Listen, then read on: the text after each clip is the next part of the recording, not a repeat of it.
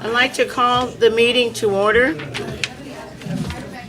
I have one item that I have to report out, and it's a due process settlement agreement with a student, SSID 7199364868. Kent Crosby moved it. The second was Jose, and there were 5 ayes and 0 nays and 0 abstentions. And that's the only thing that we have to report out today. Okay. All right, Carl, would you lead us in the pledge? Sure will. Try to hand over your heart. Ready? You get it. I pledge allegiance to the flag of the United States of America and to the republic for which it stands, one nation under God, indivisible, with liberty and justice for all.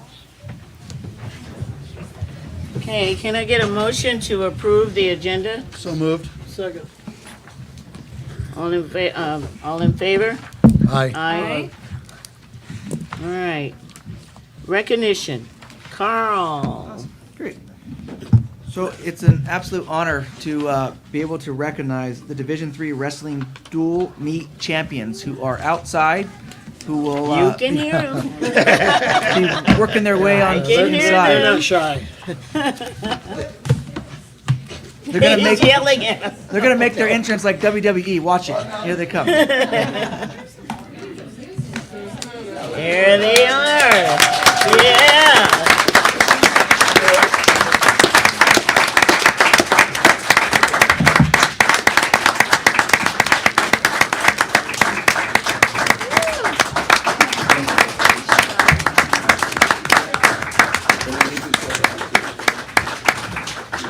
All right, another banner for the gym. All Good. right, look at that. Yay! Woo! Way to go. Wow. All right, Cool. so we're a little color coordinated tonight. So it kind of helps. So the CIF duels is it's a duel. So there's CIF individuals and CIF duels. So the reason why there's this many kids is because these guys I took for extra kids in case we needed to plug them in and move the weight classes around to win a dual meet. So it's a little chess when you get to the higher levels. The guys in white were your varsity 14 guys that ended up, all these guys qualified for individuals also. And then these guys were our other guys. And then we had 2 state qualifiers. Some of you guys have met them, Rooster and Avion. Right there, both went to the state tournament for us. Wow. These are my coaches, so they're all, these guys all got varsity experience. These guys are the varsity that we went with all year. My coaches, Mr. Lucier. There you go, Kim. So Randy's been with me, he's retiring this year. He's finishing up he started with me my first year, 15 years ago. Both of his sons have wrestled for me.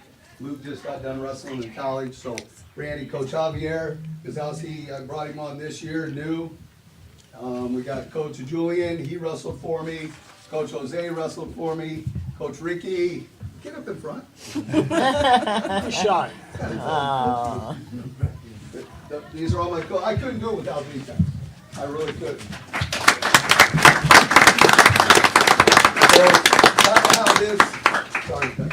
So kind of how this, we had a thing this year. The last 2 years we've gotten second in CIF. This is our 8th CIF title and 5 runner-ups. We're the winningest program out of every sport, every school in the high desert, and they say San Bernardino County, which is pretty big. So I'm not really sure on that one, but we've got quite a few CIF titles. On this one, raise your hand if you wrestled on the last 2 second place teams. You guys raise your hands. So they came up with a thing that, and a lot of these guys were first year wrestlers back then, iron sharpens iron as one does to another. And that was our motto pretty much all year that we started last year, that it would come around. And we said we were going, I said it in May, that if we stuck together, we would win another CIF title, and that's what we did. Good job. What I'd like to present to each of your coaches and to your athletes is the district's challenge coin. And we only give these out with three core values in this district. It's equity, it's proficiency, and a focus on results. Without a doubt, you guys mastered all three of those. Okay, you guys did it together. You guys walked away. Okay, it's hard enough just to be a runner-up, right? You weren't a runner-up. You did it. Okay, congratulations to all of you. And I'd like to present on behalf of the Board of Education the district's challenge coin. Awesome. I want to thank all the board members and everybody for your support. Principal Chris Casino, we couldn't do it without him too. I mean, he, big time support.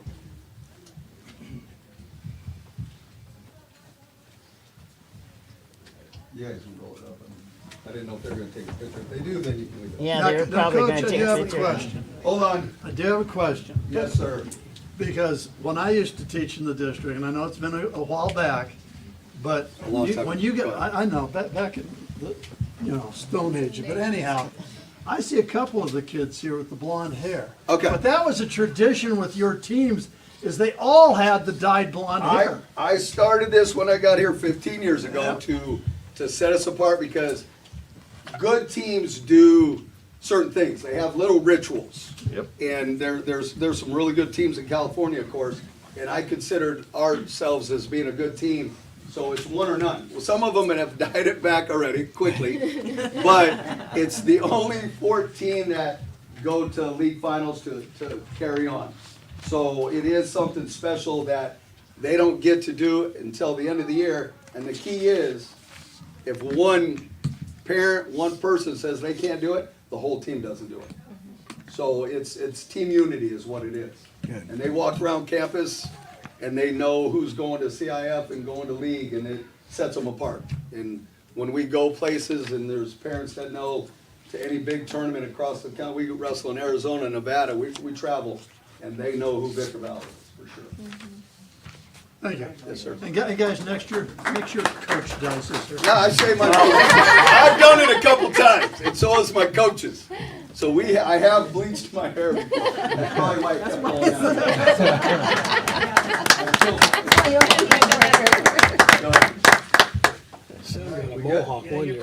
I know.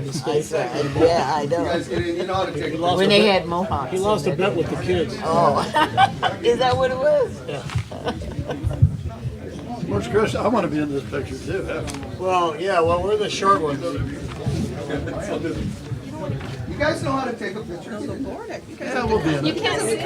We'll be in it. We're behind. Yeah. Sit down. Cross, get here and cross your legs. You guys move around, just like we go now. Out there, okay. Get down, cross your legs, sit down.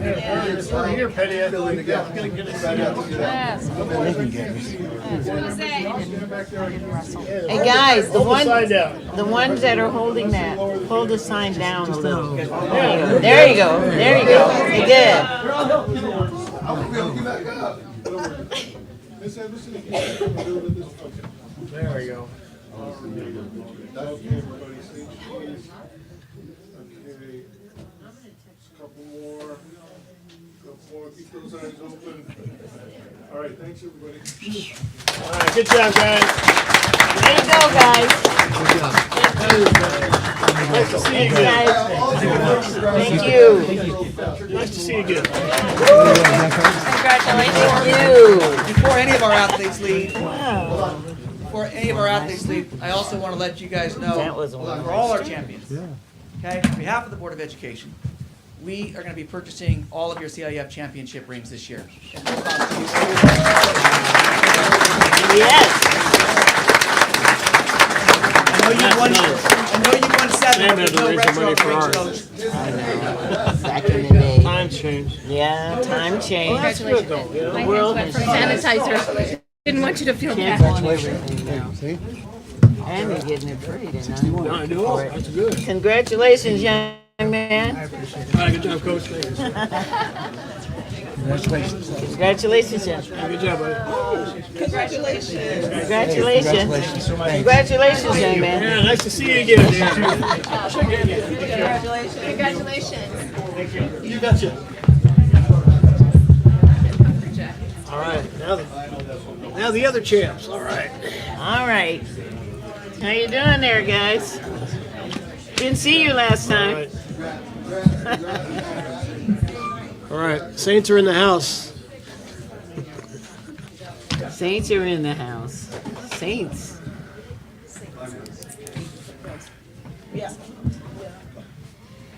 All right, 4.2.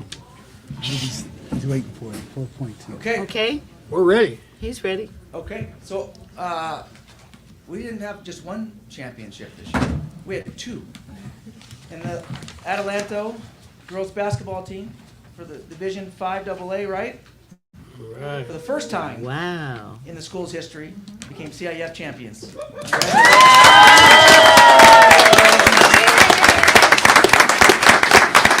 Coach Lorraine Walker to come up here.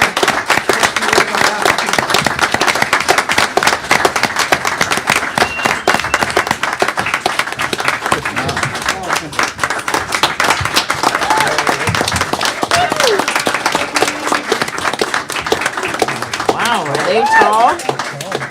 Are they tall? They're tall. Hello, thank you very much for having us today.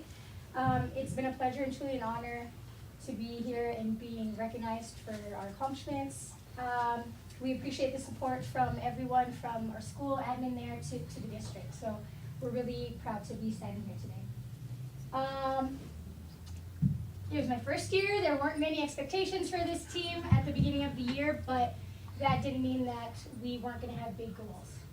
So I'm extremely grateful that I was blessed with these ladies for my first high school team. They bought into my vision of where I wanted to take them and what we wanted to accomplish. They worked really hard with upholding the high standard that I held them to. Thankfully, we stayed the course. It wasn't always easy or fun, but now they have some great memories to add to their high school experience. It's really special to me that for the team, but most especially for our 8 seniors, that they're able to call themselves champions and that they were a part of this epic historic run to bring home the first CIF championship to Atalanto for boys and girls basketball.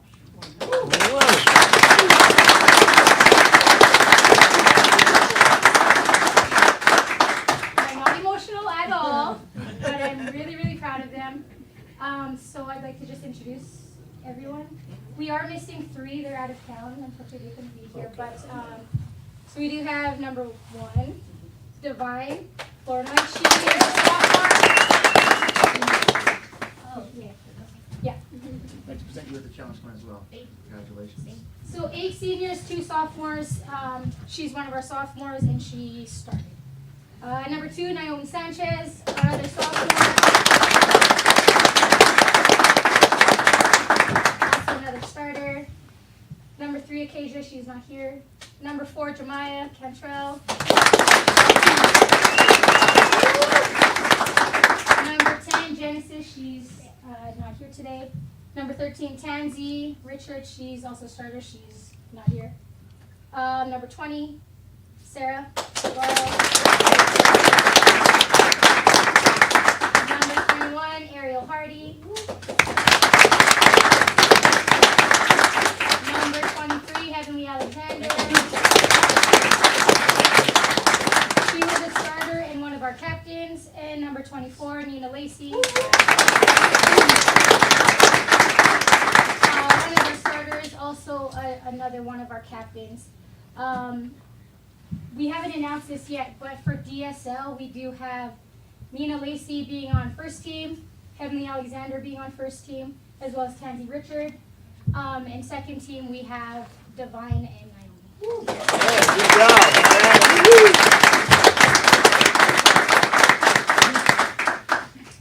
So yes. Congratulations, and I'd like to give challenge coin to both of you as well. Thank you. Congratulations. Thank you so much. You guys rocked it. Thank you, thank you. You guys excited?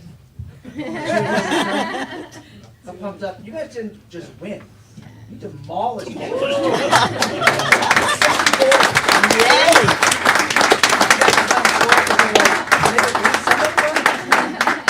That's not a win. That's like, that was a mercy rule. We did almost too good of a job because they moved us up divisions. There you go. All right. Move this up division. Board members, come on up, because they're taller than you. You guys can just bring it up. We don't have a chance for this group. You're the AD, come on. Go back and take it. Would it be okay to have the And I think the principal should come up as well. principal? Where's the principal? Yay! Principal, what are you sitting back there for? Oh my goodness. Didn't know you were back there. Good deal, all right. No, you're all right. Yeah, you're all right. Okay, let's get everybody in. Can I see? Yeah. Okay. Awesome. Okay. All right, nice big smile. All right, thank you. Yeah, good job, baby. Good job, guys. Way to go. Congratulations, young ladies. Carl, Awesome job. can I add something real quick? I would like to thank the coach, Mrs. Walker, DAD is for another sharing your former son student. with me, Micah. He's lovely to have in And the class football as a player. 4th grader, so thank you so much. You're welcome. He's a blessing. Glad you're enjoying it.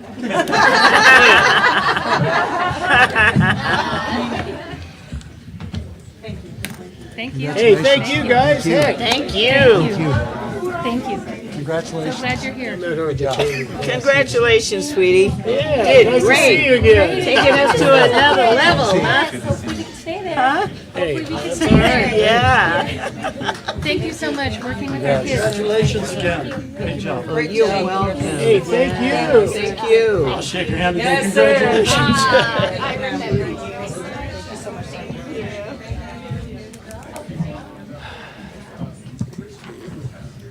I tell you, I am very impressed with this Yes. because now girls can get scholarships to go to school all the way through. And today's national or international. Women's Day. Yes, this is National Women's Day, by the There way. you go. If you got purple, touch something purple. That means it's. Barbara. Oh, yeah. Oh, your wife. Oh, dressed yeah, like you planned Wife that, dressed- right? Yeah. My wife did not dress me. Oh, she did? Oh, you must have knew it was Women's Day. So just as we have all-star students and champions as well, we also have championships in our teaching staffs.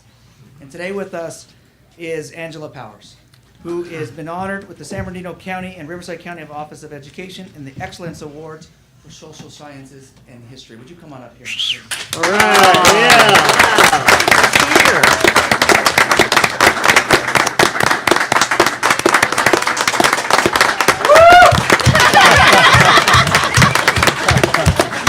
So this award is it's given out to only. You come on up here. This award is only given out to a handful of teachers who go above and beyond, and who really demonstrate the excellence in teaching the social studies. To so many of our students in teaching it with an emphasis on having them make sure that they learn it. Right? We can teach whatever we want, but these kids have to be able to retain it. And so, Angela, it is my honor to be able to present you with the District Challenge Coin and to be able to recognize you here for this award that very few people actually get. So thank you so much for what you've done.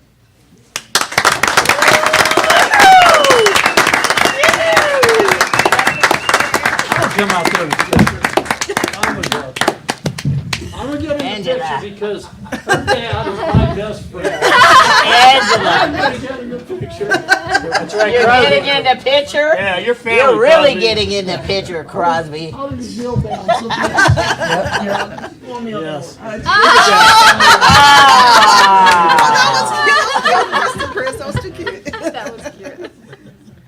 Okay, and then, Carla, if we can do one more with you, like handing the coin, we'll reenact. You have to stand up. You have to stand up. Camera, roll. With this getting down, I don't know if I get back up. Hollywood.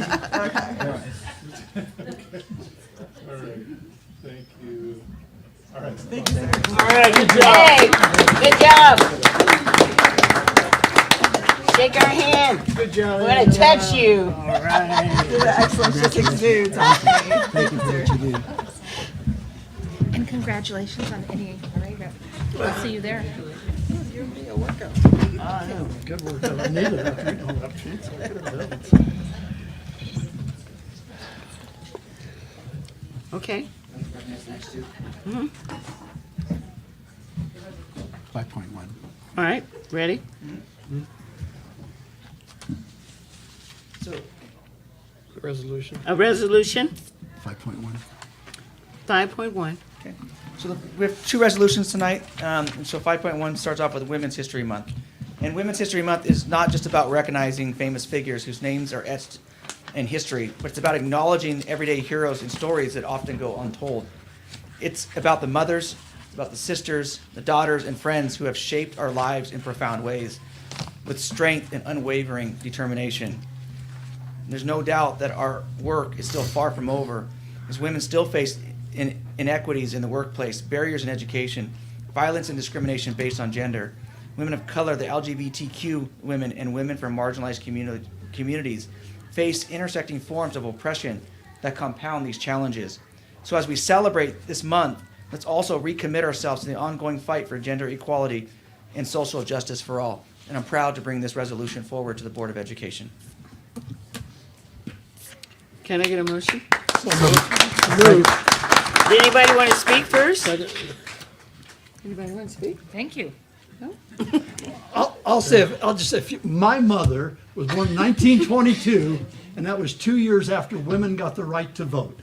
And so my mother was one of those first ones that got to do that stuff. And what an exciting, thrilling thing. And she took it seriously her whole life. And so and now my daughters and granddaughters, they don't even give it a second thought. I mean, it's just part of life for them that they get to vote. But my mother, that was and for my grandmother, she lived most of her life, because she was born in 1883. Most of her life, she didn't even get to vote. So I'm excited about this. Is just thrilling the progress. Got a long way to go, like you said. Yeah. It's exciting. It is, it really is. And we even have a vice president that is a female. So we've come a long way in what we're doing today. That is correct. All right, can I get a motion? So moved. Second? Second. And vote? Aye. Aye. All right, 5.2, resolution. Yep. So the next resolution we have is in honor of Cesar Chavez Day. You know, Cesar Chavez was not just a labor leader, he was visionary, a champion for human rights and a symbol of hope for the marginalized and disfranchised. He was born into a family of migrant workers, and he experienced firsthand the hardships and the injustices faced by farm workers in California and across the United States. But Chavez's legacy extends far beyond the fields. He's a visionary leader who understood the struggle for justice and inseparable from the fight for civil rights, environmental protection, and economic equality. He believed in the power of ordinary people to create extraordinary change, and he inspired millions to join him in the fight for more than just an equitable society. And again, I am honored to be able to bring this resolution forward to the Board of Education. Okay, any comments?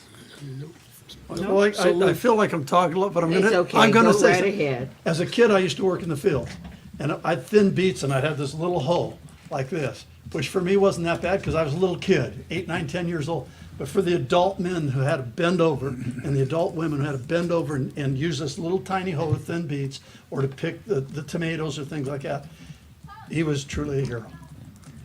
Yeah, speaking for myself, I remember when I was 10, 11 years old, and we picked potatoes, and then one year and one summer we picked onions for Clyde Tatum. He had some fields out there just past Dead Man's Point, and we would go out there on the weekends, get out there at 4 o'clock in the morning, and so we could be there, get our section picked out. My dad, my mom, myself, and then my younger brothers and sisters. They were too young, but they would line up so that we could have all this section that we worked. and we'd start at 5 o'clock in the morning. As soon as the sun got up, we'd get 10 cents a 100-pound sack.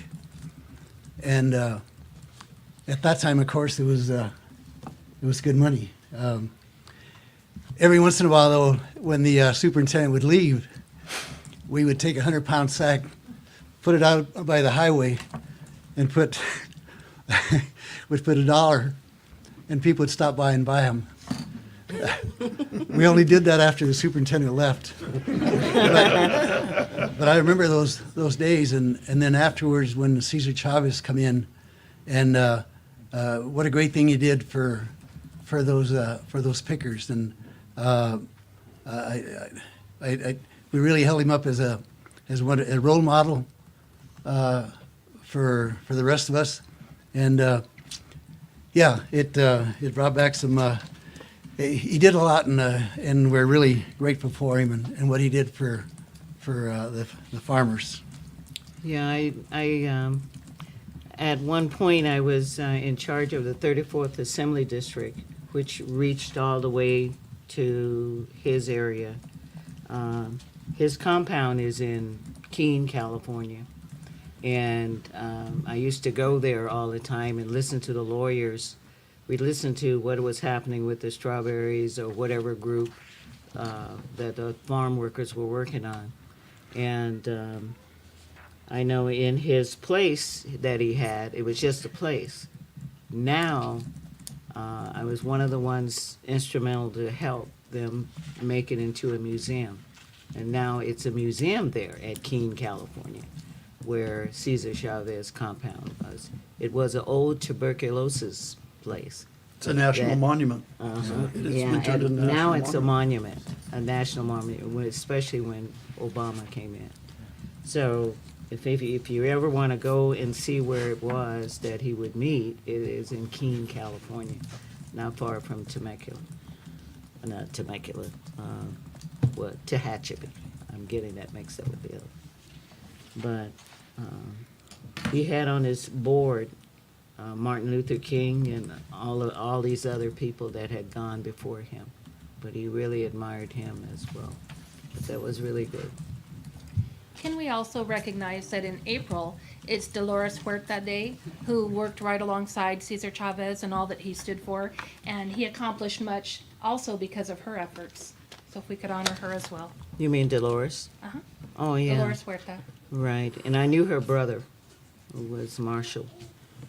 He was there. Yeah. Do we need a? You just need to vote on it, yeah. Okay. Can I get a vote? Aye. Can I get a movement, rather? Yeah, it's- Move.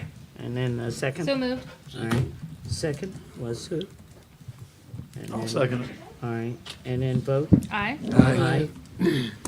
All right. Public comments. 6.1. If you wish to address the board on any topic, including any item on the agenda, please submit your comments to the board president by completing a request to address the board card prior to the meeting and submitting it to the assistant to the superintendent. The president will recognize those who desire to speak, either during the public comment section of the agenda or before a particular agenda item. Each speaker should move quickly to the microphone and announce your name before beginning your presentation. Meetings are taped for later transcription. Each speaker is allocated a maximum of 3 minutes. The president may choose to limit each topic to 10, no more than 20 minutes, if substantial number of people wish to address the board on one topic. Testimony should be brief and to the point. Speakers should not repeat testimony already presented. Board action may not legally be taken on any item not specifically listed on the agenda. The board may ask that such items be placed on the next agenda for consideration. Testimony is not protected from damage claims for slander. Public charges or allegations may result in legal action being brought by those individuals. The board values constructive community comments and suggestions, and it welcomes your participation in the democratic process. Okay, Kelly Phillips.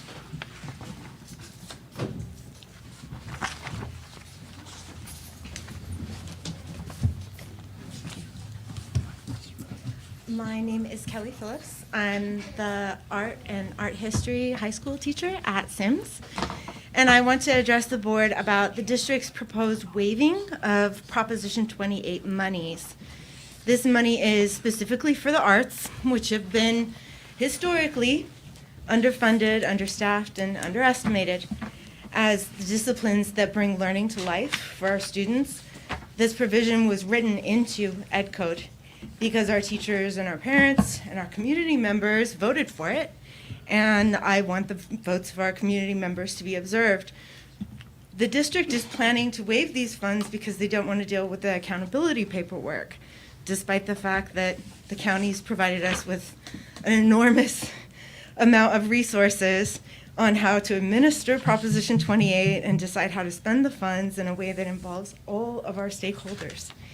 All of the research, which I've collected and will gladly share with you, indicates that a robust presence of the arts in the educational lives of our students drives down chronic absenteeism and suspension rates, while improving English language learner progress, graduation rates, and overall academic achievement. And dear board members, it's free money, $1 million of it. And I don't think that our district is in the business of turning down money. In fact, we, especially in the arts, are constantly told there's never enough of it. So I don't believe either that the purpose of the school district is to deny educational opportunities to our students. I ask you to urge our district administration to complete their duty in administrating a plan for the expansion of the arts in our district and allocating these funds for the betterment of our students. Thank you. Thank you. Thank you. Yeah, Kelly, just to let you know, the district has no plans of not using that money, nor will we turn it down. So we'll reach out to you next week, we'll make sure that happens. I would love that. Yeah, absolutely. Yes, Yeah, thank you. Some data for you all.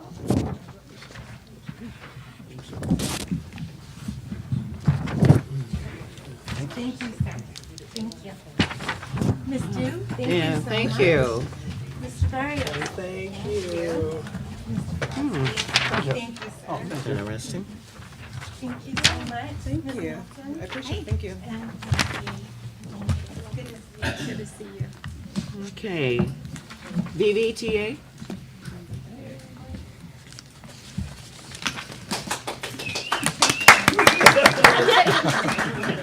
A little clap there. Okay, whatever. Got his All right, little people. Hi, my name is Mike Mayo. I'm Victor Valley Teachers Association president. Feels like I've been doing this for 10 years already. So, here we go. I want to go ahead and say thank you. It is International Women's Day. And so congratulations to all the women out there for just being who you are. Yeah. Also, I want to note that women, and I've been in this district for about 20 years, and so I started work with the association very quickly. And women have made up the majority of VVTA's reps, VVTA's executive board, and VVTA's committees for at least the last 20 years. They make up the vast majority. They are actually the beating heart of our association. Without women, who are oftentimes the leaders in these movements, and a lot of times they say, well, actually, honestly, when it comes to taking charge of the moment, oftentimes it's the women who have done it. I'm not trying to narc on the men, but honestly, it's the women who have taken the charge most of the time, the ones who are usually there at the beginnings of our committees, the ones who are constantly, if they're seeing that there's some kind of an issue, then they try to call it out, as you just saw right there. So thank you. Oh, she's gone. All right. All right, let me continue. Now, Cesar Chavez. I was going to mention Cesar Chavez. You already spoke very well about him, so thank you. Some things I'd like to add in regards to Cesar Chavez is when I speak to members and we're trying to get the members engaged, they need to understand where we're coming from. We have a very long history as an association. We've come a long way. We've had our struggles. We've had our times when there's been general peace. And I'm glad to say that we do have general peace right now. It is very nice that we can work with so many people right now. We have a board that listens to us. We have management who is also willing to listen to us and share their thoughts with us, and so we appreciate that. This couldn't be possible without giants like Cesar Chavez.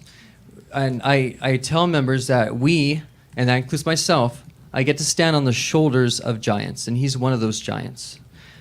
And something else I can attach to that is something that we can kind of celebrate. We have had many new members join us. As you know, we've had a lot of hiring. And again, thank you for hiring all those individuals, counselors and teachers. We did need them. We are back up to past 98% dues paying members again. And so that's actually excellent. A lot of associations can't say they have that many. And I think a lot of it is because they understand their strength in working together and taking actions when we need to. And again, we thank people like Cesar Chavez for that. All right. I want to thank Mike Williford for trying to work with me as far as an MOU on something. It's too bad he's not here tonight. Otherwise, I could have talked to him about it. And so we'll get to that when we need to. Now I'll speak to Dr. Yee. Thank you for working with us. And actually, I did just speak with Dr. Yee and made it very clear that there's a process already kind of in place that's been shared with principals as far as the Prop 28 money that was just addressed. There's also talk about equity multiplier, and that is a lot of money. And I do appreciate you going over that with me, the way it's going to work. There is a plan, there's a process, so again, I appreciate the communication. And Ms. Milton, thank you so much. We got to sit in on another budget meeting because the second interim comes out, and have us at the table with the district and with CECA so we can ask our questions, we can try to make sense of what's happening in the budget. There is only one part of the budget that I had really questioned, and I understand why they're doing it, but and we have some former chief negotiators up there who might understand this too. But normally when we do discuss budget stuff, we go to that, we have our current year and the next two out, which even according to the numbers, it shows that there's at least a 15% according to the budget numbers. We appreciate the transparency that they came out with a fourth year to show us that that's where there might be some issues. And so that'll be up to the negotiating teams to discuss. Beyond that, I really do feel that we are in a pretty good position. I don't believe we should jump in to a crazy 10% raise or anything like that. But what I am saying is that we'll let the teams discuss it, and then we'll go from there. Oh yeah, the district. I forgot. This is kind of old. You took care of this a while back. Last time I was up here, I was addressing some issues in regards to safety on school sites because it was just maybe a bad time, a bad week, something. Primarily over at Adelanto High School. Very quickly, at least you did send some administration from the district office to try to help out where you could. When the security person, I believe, had gotten injured over there in the parking lot. So just trying to make sure that we're taking care of our classified, our certificated staff. It looks like that's pretty much been happening since. I haven't heard any other issues. So I appreciate how quickly you moved on that. And I believe that's all I have for tonight. Everybody have a great night. All right. I am so sorry. One of the most important parts, and I know I have plenty of time, and we won't take up all of your time, but we have Giovanni Maldonado. Giovanni Maldonado is our PAC chair. We did not have PAC a couple of years ago. We've come back up with PAC, and he's going to be in charge, and he's going to go ahead and tell you some information right now. Go ahead. Good evening. My name is Giovanni Maldonado. I am the chairperson for the VVTA PAC committee. We wanted to take a moment to announce that we are currently opening advertisement, if you will, to anyone who is seeking election to the school board this year. While we understand that the opportunity to register to run does not come until the summer, we've decided as a committee that that is far too late for us to start exerting our influence. So we want to announce publicly that if anyone is seeking election for our board this year, if they could please reach out to myself or Mr. Mayo to let us know. We will start doing interviews as soon as April and are hoping to have endorsements solidified by May. We want to be valuable partners in the election for anyone that we choose to endorse. Best way to reach me is to the It's the official VVTA PAC chair at gmail.com, just for the transcribers. Thank you.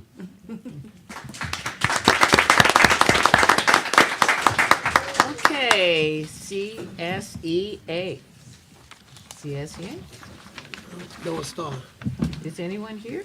No. Nope. No, okay. All right, we're going to consent items. I want to move to approve 8.2 to 10.12. So moved. Second, Second. discussion. Vote. Aye. Aye. Aye. All right. An action item.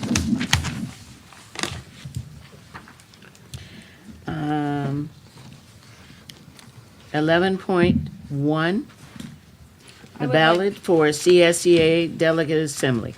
I'd like to move that, and I'd like to recommend that we nominate the first 6 people on the ballot. Second We're that. allowed to vote for 6. All right. Second, Second. vote. Aye. Aye. All right, 11.2, resolution 2418. Can I get a motion? So moved. Second. Discussion? So this is just a quick update on this. I know this has been brought forward and discussed, even years prior. This really is the intent of the establishment of a district police department.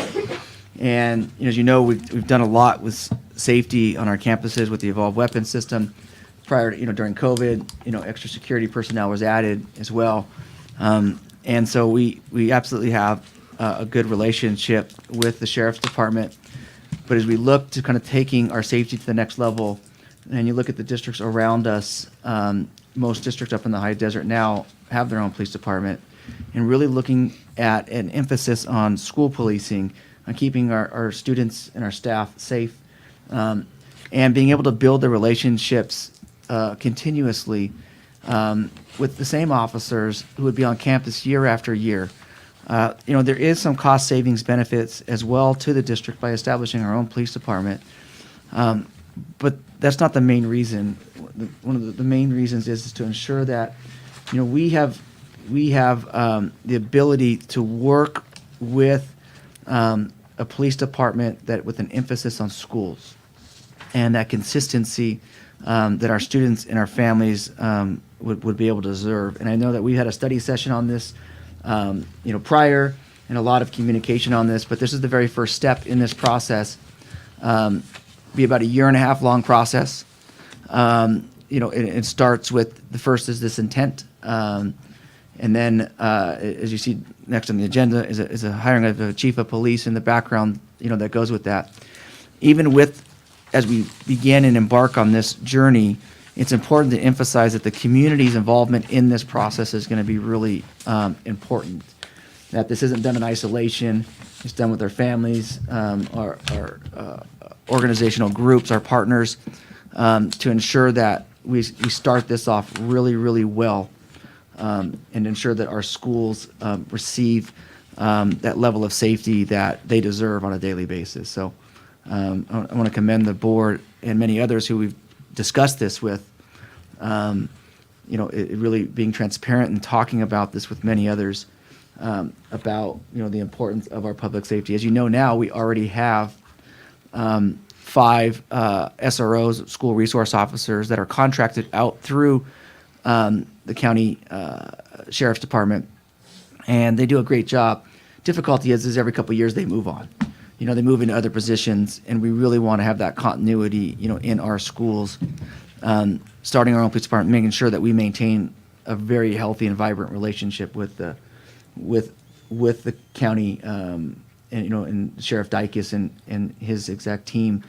And I think when I look at the community safety of this, not only do we have an opportunity to kind of take our safety to another level, but it also gives us an opportunity in a community where the intent is, right now we have 5 sworn personnel on our campus. This will give us 6, and probably a savings of somewhere around $200,000 annually and have one extra resource officer. As far as community, it also means that there's 6 more officers during the day, while school's in session, for the community as well. And these deputies who currently work here now, they would go back to patrol in a very desperate needed time in law enforcement, would give more flexibility to the sheriff's department as well. So kind of a lot here to unpack. And as you know, this has kind of been circulating and talking about and getting a lot of information on this for several months. And a decision that I know all of you, don't take lightly to ensure the safety of our students. So. Okay, any other discussion? All right, gonna vote? Aye. Aye. All right. Approval of the job description, So moved. Second. discussion? This is the next step in it. Now that the resolutions with the intent to start the police department, it's like I said, it's a 1.5 year long process, and the very first step in this is to hire a chief of police. Under law, in order to establish a police department, you have to hire a chief of police, and this person will be instrumental in establishing our police department. My understanding is in the state of California, there's only been Southern California, one other school district in the last 10 years that has started a police department. A lot of very long-standing police departments, so this person will be very vital to the culture in which we're looking to do. It's going to require several interview panels with community members, parents, classified, certificated staff, and students to make sure that we absolutely hire the right person. And this person would be responsible not only for the ongoing leadership within the police department, but also responsible to getting this up and running. And there's a lot of information that needs to be done and a lot of legal requirements, working with the Department of Justice, the FBI, to ensure that we really meet all these requirements. Because a police officer's background is very lengthy, it's more than likely, even if we flew the job next month, and we interview maybe a month later, the background check is anywhere between 3 to 5 months. So it won't even be until all of that has happened that we'll be bringing anybody forward and making sure that we do work with other law enforcement agencies and outsides when we do our background investigations. The standards of our police officers are the same exact standards that any police department would be looking for, and that's the highest level in post. And so this first step is to approve the job description, then we can fly the job, start the interview process, but it will be several months before we bring a name forward for the board to consider. Okay, So Any other just discussion? to clarify on what you said then, that's before you bring the chief of police's name forward. So when you're actually looking at a fully staffed police, district police department, you're probably talking, I would say we probably wouldn't have our first officer in place after we hire a chief of police. Let's just kind of play this out.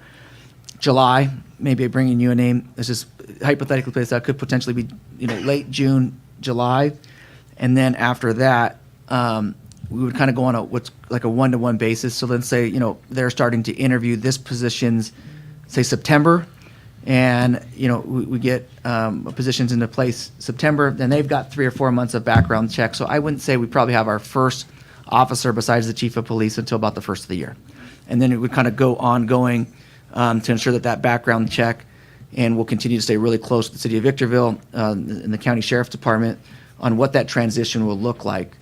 So for this next year, it would be kind of a hybrid model of us bringing in some officers, continuing to contract out. And the nice thing is, I think when we're looking at public safety and we're looking at these one-time dollars amounts for some of the startup costs for the big ticket items, it will not cost out of the general fund. And so when we do supplement those costs to what we're already paying the sheriff's department, we'll be able to offset it with our own expenses, which will result in some cost savings in using some one-time funds for some of the initial costs, such as their duty equipment, uniforms, cars, and to retrofit a building, to ensure that we meet all those standards. So, long answer, probably won't be about this time until we kind of start to see what it looks like over time. thank you. Okay, any I- other questions? Yeah, I just want to make sure that our community knows that it's important to the board that as we choose a police chief, whether it's a she or a he, that they know that they're leading the police, but they're charged with developing relationships with our students, that they're not there to lend a heavy hand. They're there to make relationships because even though they're young adults, they're still our children. And we want to make sure our children are safe and that they know that we are there to protect them and help them. And I think it's really important too for us, as you kind of mentioned that, is to make sure we have the right mindset with an emphasis in school policing. And that we are very, very thankful for the Sheriff's Department. And they have done a really great job for us. I think what we're looking at here is to ensure that we maintain that healthy relationship with the Sheriff's Department, but also that we're taking our own safety, kind of what you're talking about, to another level where there's a level of consistency with the Chief of Police that's here that has an emphasis just in schools. We know how busy the Sheriff's Department is, and they have a lot of emphasis, you know, in the overall public safety. And I think for us, it'll give us a little bit more emphasis, you know, in protecting, you know, our staff and our students and families on just our campuses. And one of the things that we probably will explore is growing our own police right here in our school system, with belonging to different types of organizations and exploring that. Yeah. So that would give us a chance to start our own academy or our own thing with the police department.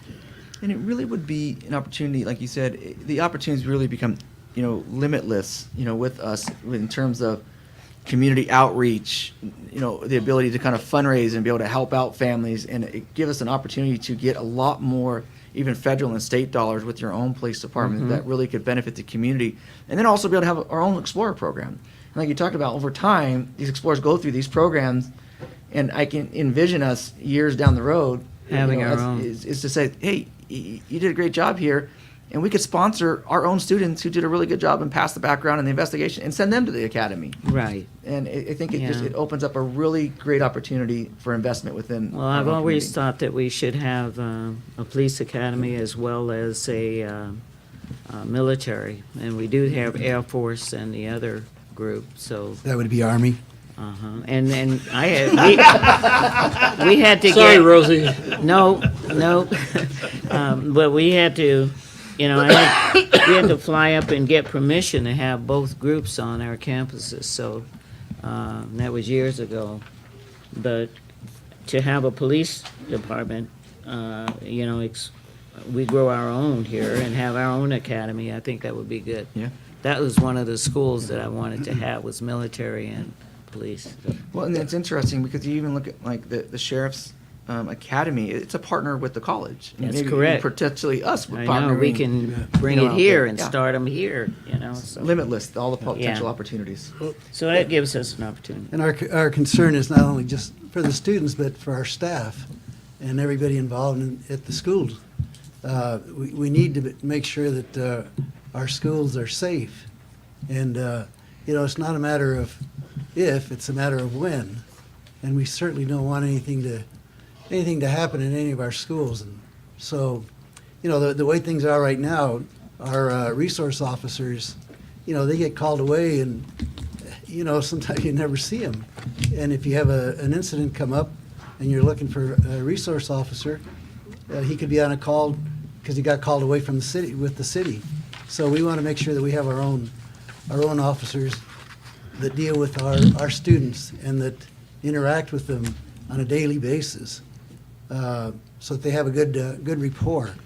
And I don't think that's happening right now with our resource officers. Okay. All right, any other questions, all right? Nope. All right, a vote? Aye. Yes. Aye. All right, 12.1, audit report. You want to do the presentation, then we vote on it? Well, no, actually, I'm going to ask Andrew Park to come up. Andrew Park is a senior partner from Ide Bailey. He was Yeah. the partner in charge of our How you audit. doing? And so he's actually, we're not going to have a PowerPoint presentation, but he's going to, you all have the audit report. He's going to walk you through a couple of points, and then after he does his thing, then you guys will vote on it. Yeah, we'll vote on it then, Should I okay. do this one? Yes, that one. It's the big packet. Yeah, It's the big packet. document there, the daunting document. It's So, this thing. yes. First and foremost, great to see you in person, Mrs. Yu. It was a pleasure talking to you. It's good to see you. So, as auditors, our primary responsibility to perform, it is to perform audit services, but exactly what are we auditing? So if you think back, it's been a while, but last year, sometime in September, you accepted a document called unaudited actuals, okay? At that point, that's a composite financial report. My job is to come in, my primary responsibility is to come in with my team, audit that information, and really just report back to the board in terms of how the audit went, okay? Now, as I've mentioned, this is a very technical, let me rephrase that. It's a highly technical document.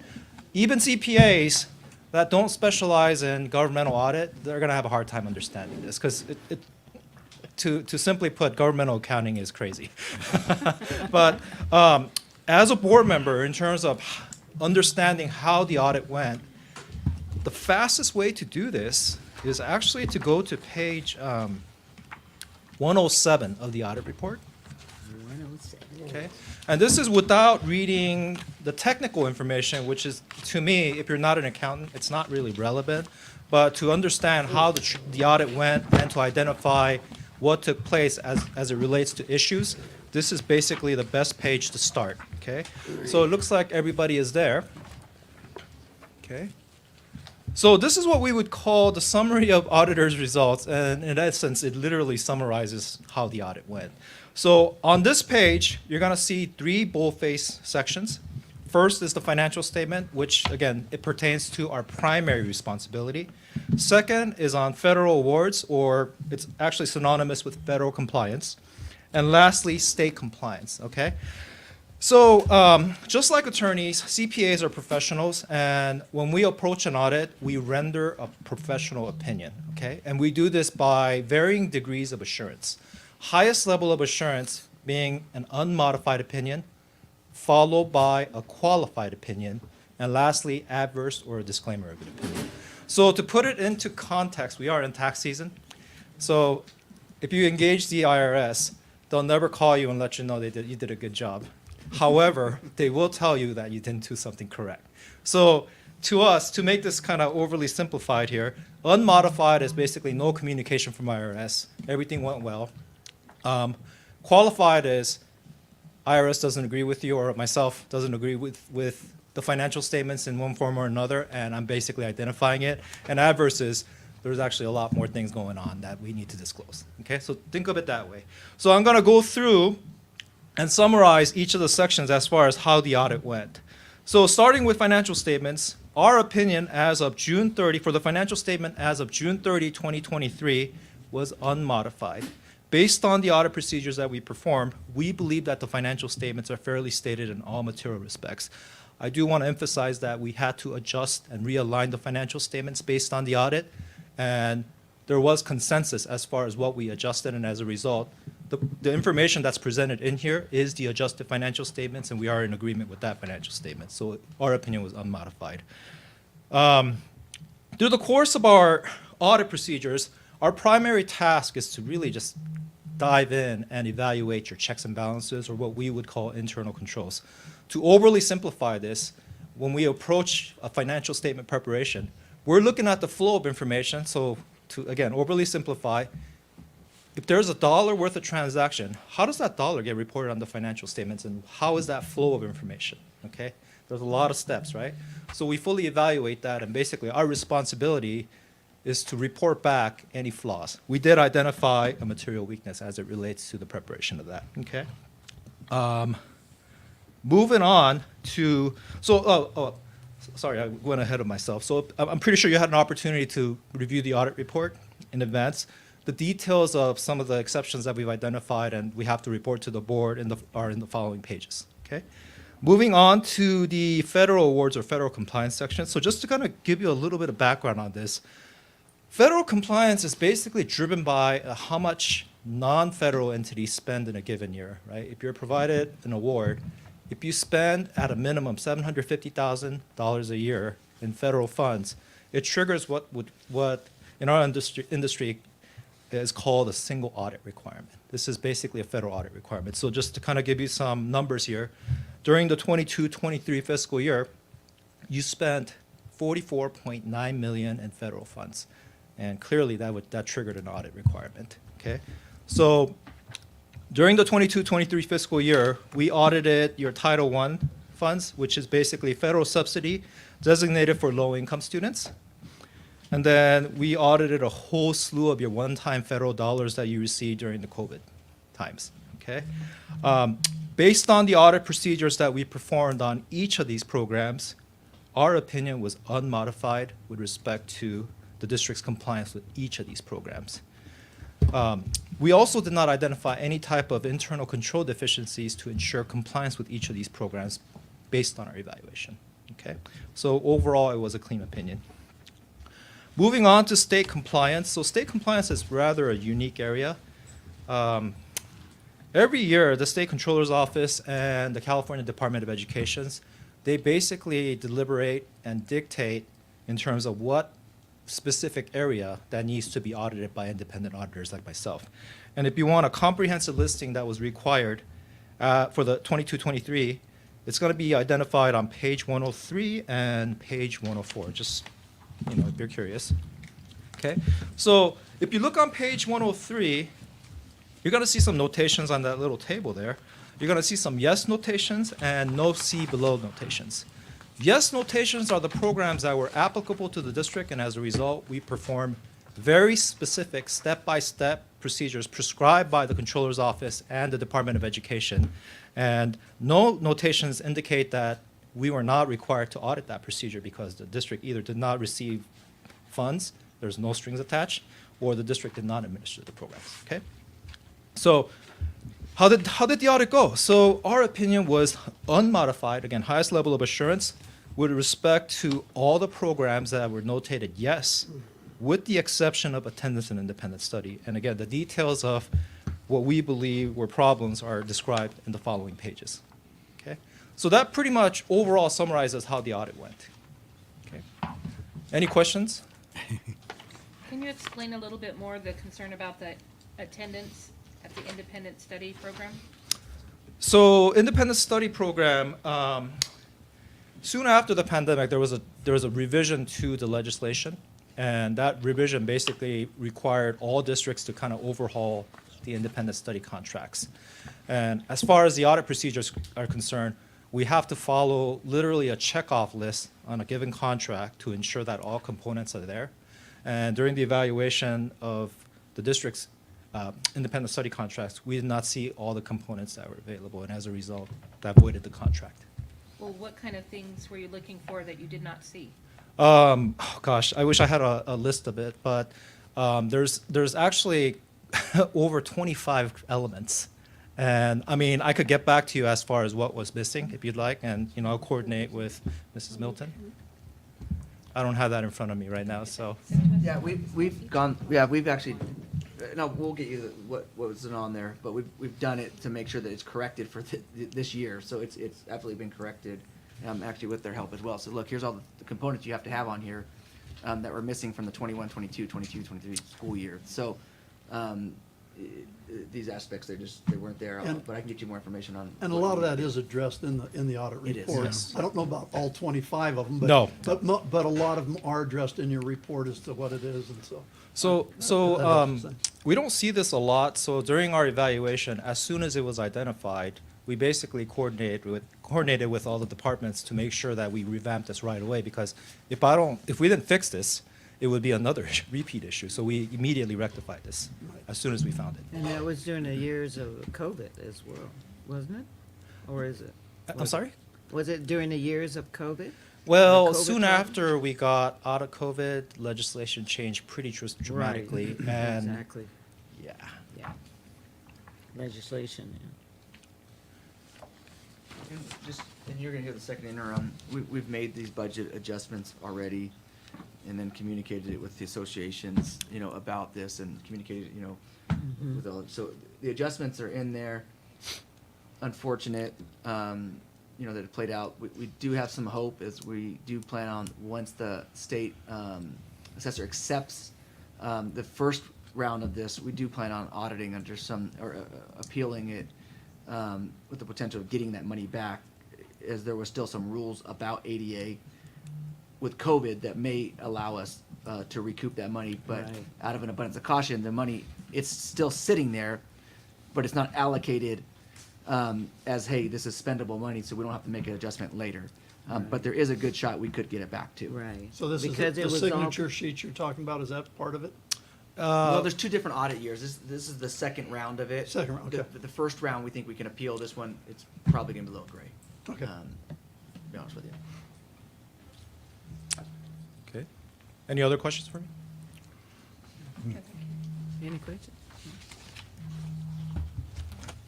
Okay. That No, pre- thank you Thank very you. much. that pretty much wraps it up. Thanks so much. Very enlightening. Yeah, that was easy, huh? That was really easy. Thanks so much.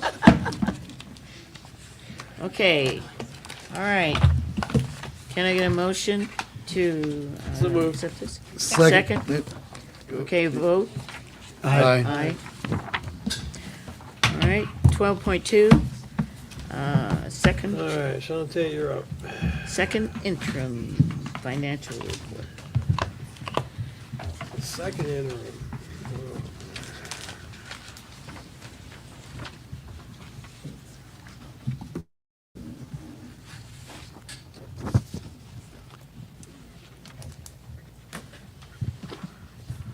Okay, good evening. So now I'll be presenting to you all our second interim budget update. Next slide.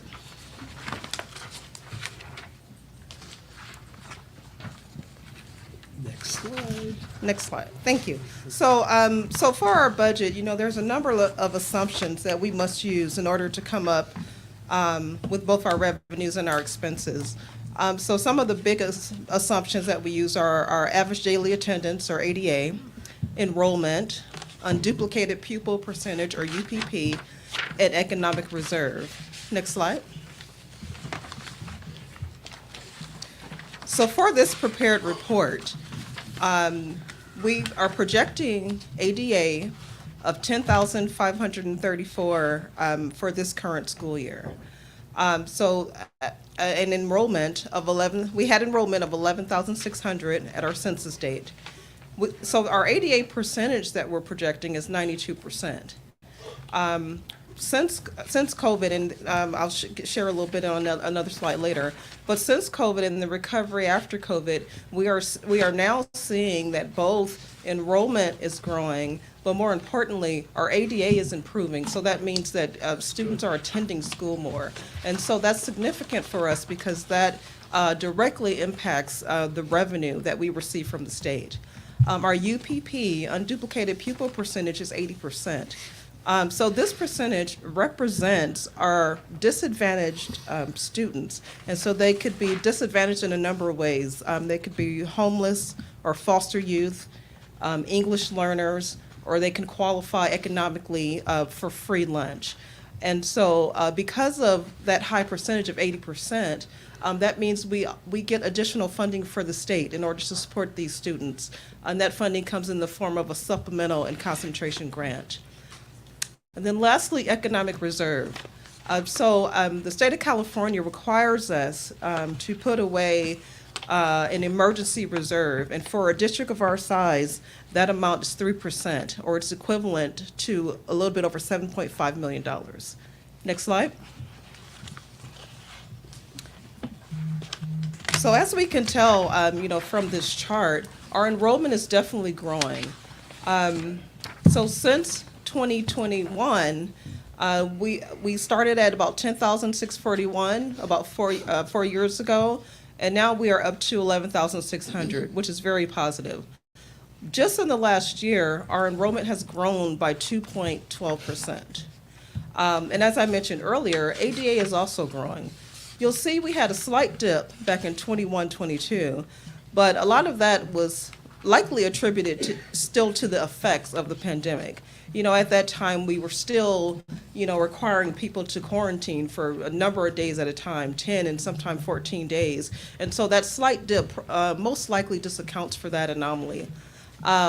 Last year, 22-23, the year we just closed, we saw a nice increase in our ADA, 2.34%. And so for this year, we are projecting another increase of nearly 1.6% in ADA. Next slide.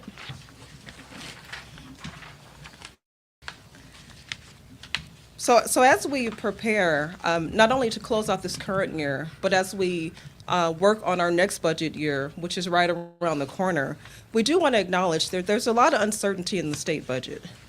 The LAO's office, legislative analysts, have just recently increased their projected budget deficit for the state by $15 billion.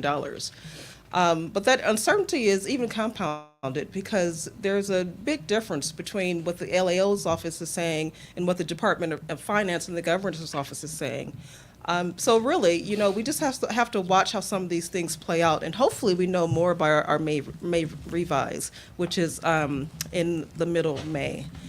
Revenue for the state fell by 20% in January. Well, I'm sorry, not fell, but it missed the governor's forecast by 20% or $5 billion. So that's significant. And then lastly to note, the governor's January proposal includes a plan to make a withdrawal from the rainy day fund, which is an emergency reserve.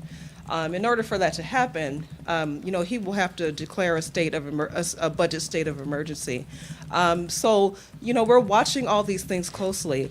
But as you'll see in a couple slides, even with all these things at play, we're still in a very strong position for this current year and our subsequent 2 years. Next slide. And I'm sorry, very small, here, but you guys have it in front of you. That's how we give it to the auditors too. Yes, yes. We force them to, figure it out. But what I'm showing on this screen here, this is our unrestricted general fund only. And just to highlight a couple points, we are projecting total revenue in our unrestricted general fund of over $182 million. And in total expenditures, not including contributions that we'll make to our restricted fund, of $129 million. Next slide. We are projecting contributions from our unrestricted general fund to our restricted general fund of $33 million. Those contributions support both our special education program and our routine maintenance account. So routine maintenance is the fund we use to really just upkeep our facilities. And we're required on an annual basis to contribute at least 3% of our total expenditures into that routine maintenance. We're required by the state of California to do that. So after our expenses and our contributions, we're projecting an increase to our unrestricted general fund to the tune of $19.7 million. The total ending fund balance that we project is about $59 million at the end of the year. Next slide. So this slide here is our multi-year projection of our total general fund. So this is including both our unrestricted and our restricted accounts to give you a total. What I'd like to talk about on this slide is that, so in the current year, we're expecting a total of over $265 million. And so again, that's unrestricted and restricted. Restricted are those funds such as our Title I funds, our one-time COVID relief funds. All of those make up what we call a restricted fund. Over the next couple years, you'll see that revenue in total, we're projecting to decrease rather significantly. But that decrease is due to expiring one-time COVID-19 relief funds. So when the pandemic happened, and then the couple of years after the pandemic, as a district, we received over $144 million of one-time relief dollars. And those dollars were earmarked for very special reasons. Some of the largest of those dollars is what we call ESSER. And for example, our ESSER 3 alone was over $53 million. I also want to just bring your attention to just total expenses. So total expenses over the next 2 years, we're also projecting them to be reduced as well. And so we're expecting those to go down due to one-time projects that we funded through those one-time dollars. And those projects are such things as like our district-wide HVAC project, which is a very significant project where we spent over $12 million. So we're not projecting any decrease in any of our base expenditures. We're only just seeing that those one-time dollars and those one-time expenses are moving through and they're expiring. So all in all, let's hop over to the next slide, Hold on please. real quick before you move on to the next slide. Can you go Back back real one? quick, Chris? So I'm pointing out really two things on this slide. One is, you heard the word, right? It's about assumptions, right? We're having to kind of assume based on some trends where we're at. And so two things on here that are different from last year is we're going to predict a 1% growth and build it into the budget, is to ensure that it really is, we're not presenting as a district that says, hey, it's all doom and gloom, we're going to hold steady. We know we're going to grow, and that should be reflective as a transparent budget. So 1% in there, and then also maintaining the 92% ADA. And we're hoping that we actually go above 92%. But I think that's important as we work with you as a board and then the associations, is that the budget's reflective of what we really believe is going to happen.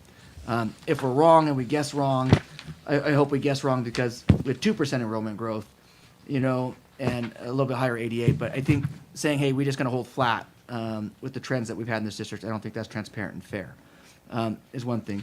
The other thing I want to point out is you see down towards near the bottom, the VVVA ADA adjustment.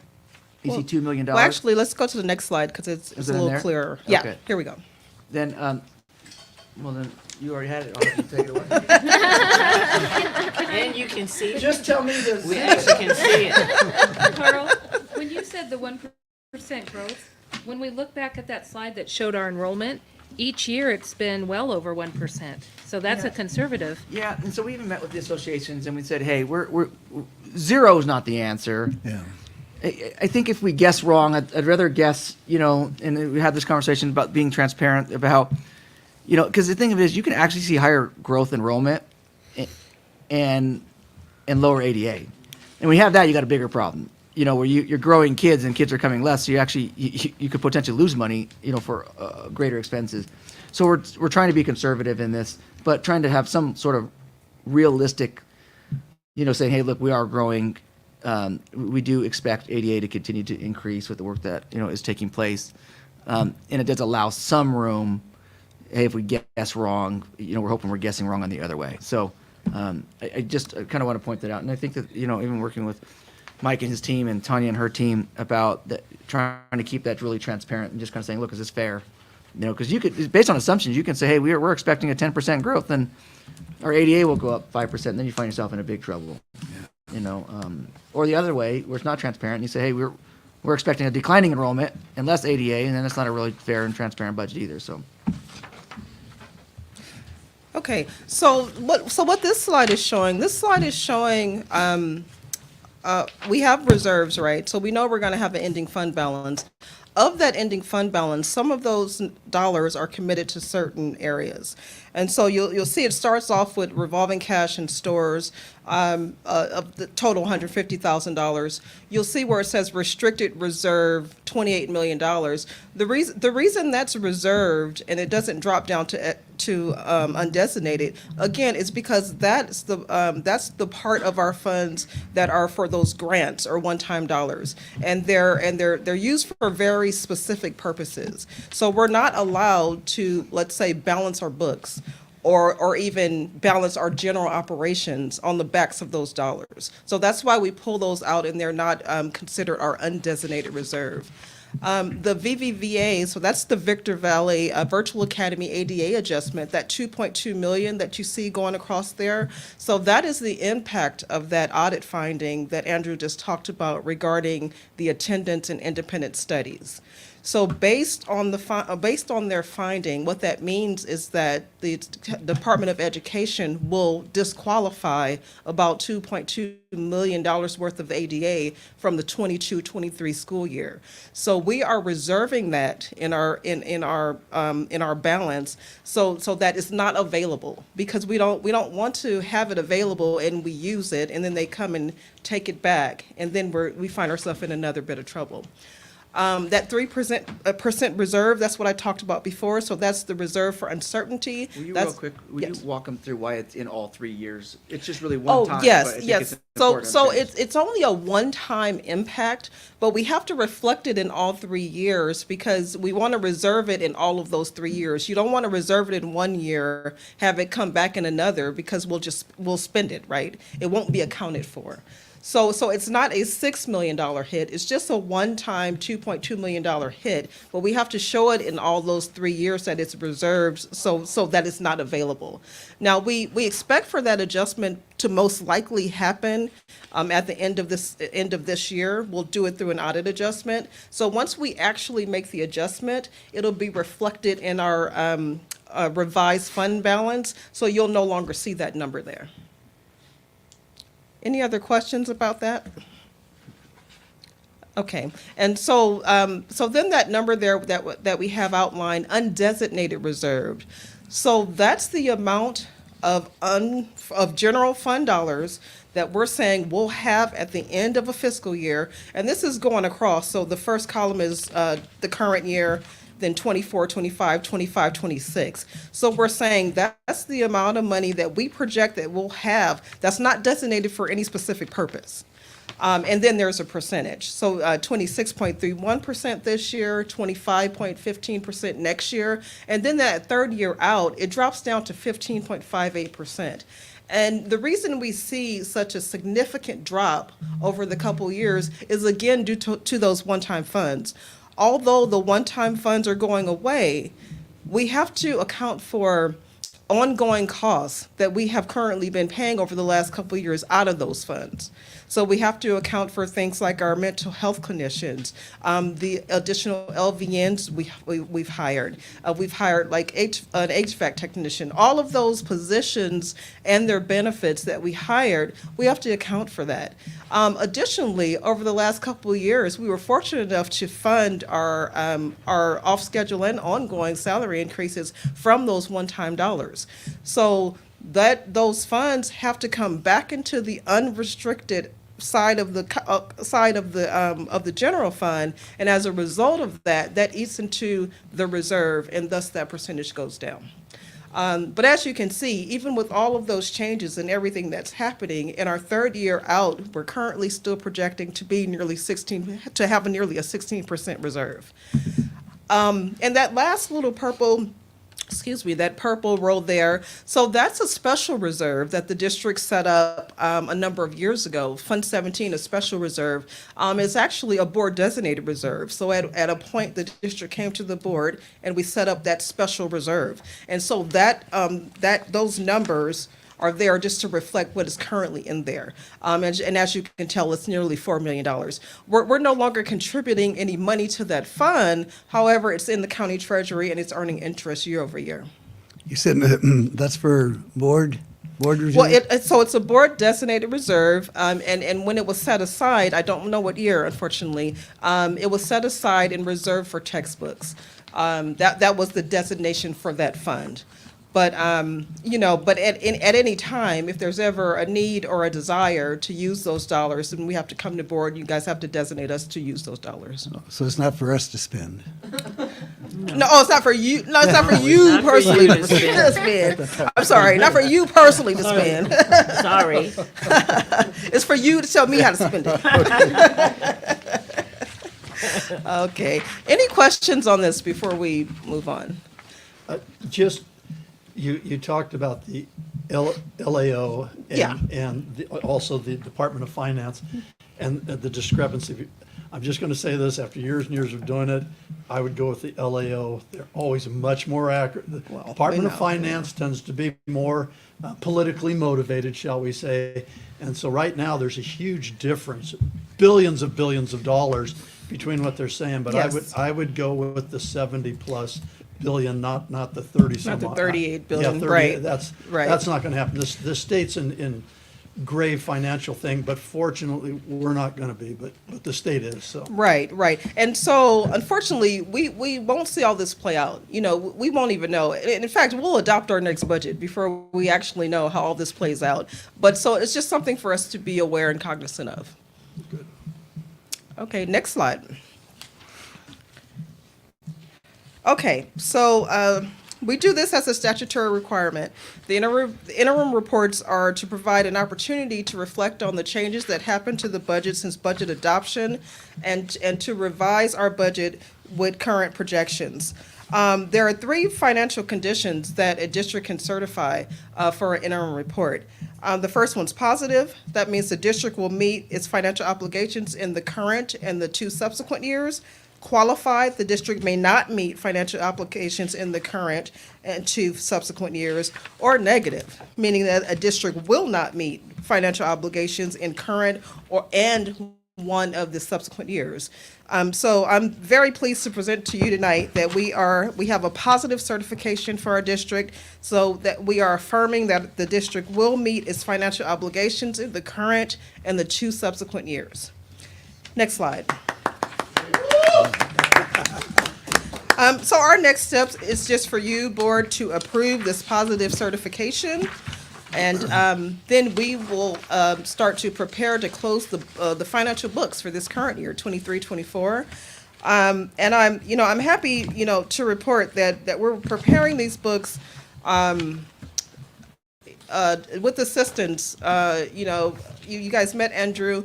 You guys were gracious enough to approve a contract for Eide Bailey back in November, where they're coming in and helping us with some of those compliance and internal control issues that we have seen in the last couple years' reports.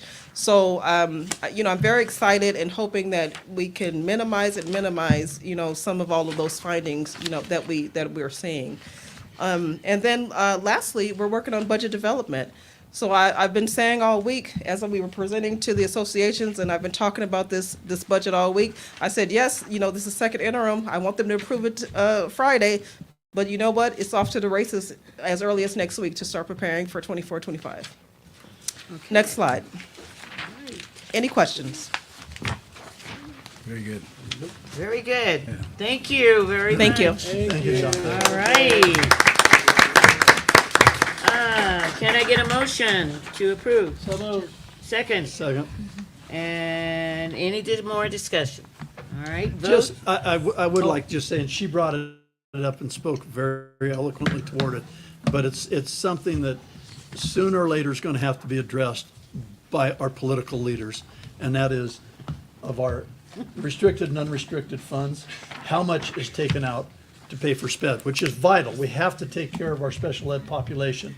But when you take out 30% of your funds, you end up cheating your regular ed students so that the special ed kids get what they need, and that has to be determined. So I'm on my soapbox, I know, but sooner or later, the politicians are gonna have to quit passing laws and say, hey, we're gonna fund it completely. So that's my soapbox for tonight. I've been working on that for 30 years. 30 or years, 40 and years. we're still 30 years away probably. Yeah, but- we are. But yeah, anyhow.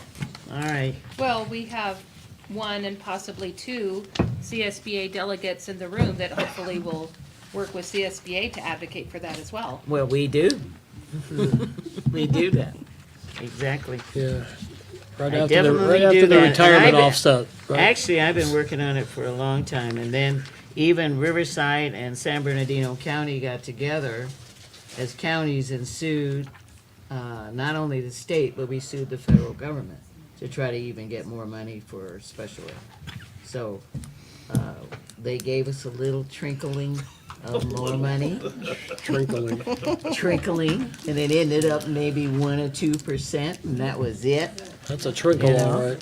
And it was like a little roll down, so every time I go back there, and we'll be going back there again to Washington, and we go there every time and talk to those special ed people who require the mandates, but don't give They us don't the fund money. That's correct. Amazing, huh? All right. Did we vote? Yes, we did, huh?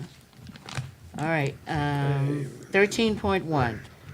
That's a certificated personnel. So Okay. move. Second? Dis- Aye. Discussion?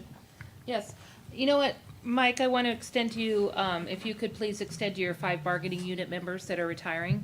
Thanks from the board for their service. I wanted to publicly recognize Jennifer and Jeff. They left, but if you would please extend to I them, know. thank you for their years of service. I didn't want to say anything tonight. I was going to say it Oh, okay. Okay. Thank you. And Mike, since we got you here, and so I don't forget, Penny and Mike, when you guys have a list of your potential retirees, could you send those to me, please? For the CTA Where there's retired? potential, we're not gonna hold them to it, we just kind of like to know. For CTA retired? Yeah, he belongs to the retirement group. We usually send ours to The other group, Curtis, Ann Curtis. but Right. Well, I'll be there's glad to two duplicate Yeah, groups. for get both. them to me, and then you can send them to He's in that Nan one. too, Okay.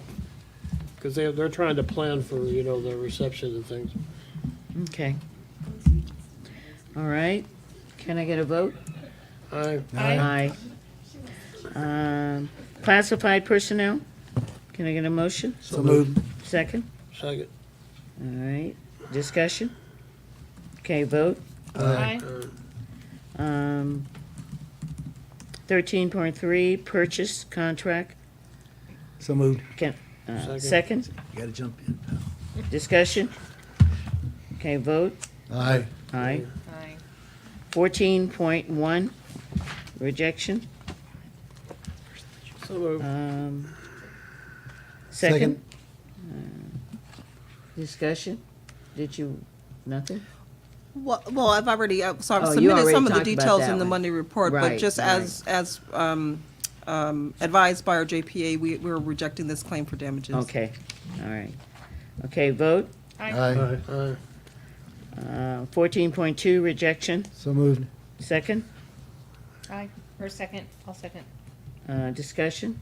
Yeah, so again, this is The just same standard thing. procedure. Okay. We're rejecting this claim. All And right, it'll vote. move on to our JPA. Aye. Aye. And then 14.3, So moved. Okay. second? Second. Discussion? Okay, can I get a vote? Aye. Aye. All right, conference reports. 15.2, education study trip. And 15.3, textbook adoption. Is that German? Oh. 15.4, William Solomon. Anything on those? No? All right, 16.1, business. Actually, everything happened. Right. Okay, so other than what I just reported, and just to reiterate, we are gearing up and getting ready to close out this current school year, in the fiscal office, close out our books, and we're preparing to prepare next year's budget. So that's some of the big work that's going on currently. And then I just want to report, like last Sunday, I was happy to be in attendance at the opening meeting for WASP for Victor Valley High School. It was a nice event. It was good to see the students and the community members who all attended. And I'm excited about this coming Sunday. We get to be at Sims and UP for their WASC openers. So other than that, that's all from business for now. Okay. Education services. All right, I will keep mine brief as well, too. I want to thank everyone for staying. I know it's Friday night, so want to make sure you enjoy your weekend. So I'm just going to say a couple of things from Ed Services. Today was actually Daisy Mondragon's last training with some of our teachers. One of the things that she did for us was actually provide training on how she uses standards and IABs and Common Lit. So just great appreciation for her to do that for us, and I think a lot of our teachers really benefited from the training. Also, too, last week, we actually had our district's reclassification ceremony, and I just wanted to let everyone know that we had 171 English learners that were reclassified as English proficient. 171, and just to give you a little bit, so 171 is actually, we had 219 students who qualified with an LPAC 4, so 171 meant that we increased by 19% from last year, and from the year before, we increased by 58%. So I think that is just due to the dedication of our EL coordinators at the site, our legacy, our administrators, and really focusing on our English learners in our district. So we're very proud of that, and thank you also for the leadership of Maura and her team in the EL program. Also, wanted to invite our community. If you have students that are coming to our district Please join us tomorrow from 10 to 3 for our district's showcase and enrollment fair at the fairgrounds. There's going to be lots of great things that are happening, lots of schools coming out with their programs showcasing what they have, and also there'll be food trucks for those of you who might be hungry, but we want to really get a head start on enrollment and really showcase what we have to offer here in our district, so we're looking forward to that tomorrow. And then again, best wishes to Sims and UP for the WASP visit this weekend, so we know that they're going to do an amazing job, and Angela, congratulations. All right. Human resource? He's not here, right? In legislation, we'll be talking about that next, I'll be in Sacramento next Friday, and we'll be talking about what's going on. As you know, we had a State of the Union last night, and the voting has ended for March 5th. So we have people that are going on to be in the election for November 24th, coming up. So all of those things are happening right now. The president mentioned having teachers get a raise from pre-K to on up. So I'd like to see that happen, where they're giving out funds to all the educators. That would be actually tremendous, you know? And then they're talking about micro-credentialing down at UCLA, which is shortening the way teachers get credentialing. Thank God. And it's about time. I mean, I think it will be great if we do this. But UCLA is looking into providing micro-credentialing so that we can eliminate having a shortage of teachers within the state of California. Also, there's a bill that is trying to go through, or might go through, where there's science of reading. Now there's a push, even with Tony Thurmond, on a task for reading in the state of California for literacy. And so by third grade, they want to make sure that all kids could at least know the sounds and what they need to know about alphabet and everything. So that's going to be a big push. Literacy seems to be a big push now, up there in that area. And the ESSA funds are going to expire. They're going to leave us soon. Some of them are going to have that effect of those ESSA funds going away by September of this year coming up. And as you know, the budget projection is just, it's all over the map. So hopefully they'll have a little more information when I go up next Friday. And also, we better be glad, because in a lot of areas right now, the enrollment is down, and people are losing kids, losing students. Right here in San Bernardino County, 21 districts are losing kids in this county out of the 33. So, but we are increasing versus many of the districts that are in San Bernardino County. As you know, there's 33, but 21 of them are losing their enrollment. So I think we're very fortunate, and I think that we've done a great job in keeping enough assets and money available for everything that we do. And then we're increasing versus the other district, 21 districts that are losing some of their enrollment. And with that, you know, they lose teachers, they lose everything else. So, and that's all I have to say about the legislation part. Burrows, comments. Okay, well, first off, it was great to see, the wrestling team from Victor and the girls basketball team from Adelanto, because it's always great to see and recognize, students that are achieving things, all right? And I just happened to notice on the Letterman jacket of a few of the ladies, they also had academic letters too. So they're not all brawn. They're all brawn and all brains too. So it's a great thing. So they, if they can do both, that increases their chances of getting a college scholarship, getting out of college, and performing. All right, and Mike, just one thing you were saying, things are going smoother, and now, that's what that's due to is your guys' leadership. Okay, you're staying positive, you're pursuing things, and you're getting a lot done with what they say. You get more flies with molasses than you do with vinegar. Well, you guys are molasses right now because you're making things so where it's not a confrontation thing, and you're both getting things solved. Okay, and I appreciate that. Even though I'm not in your seat anymore, I do remember those days, and they're not fond memories. Okay, I'm not going to call it good old days by any means.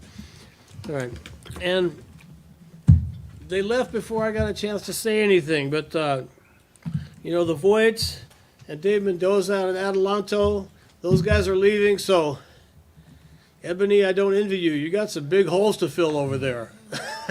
Especially that auto program, because he's got that thing going really good. So hopefully you can find some really good replacement.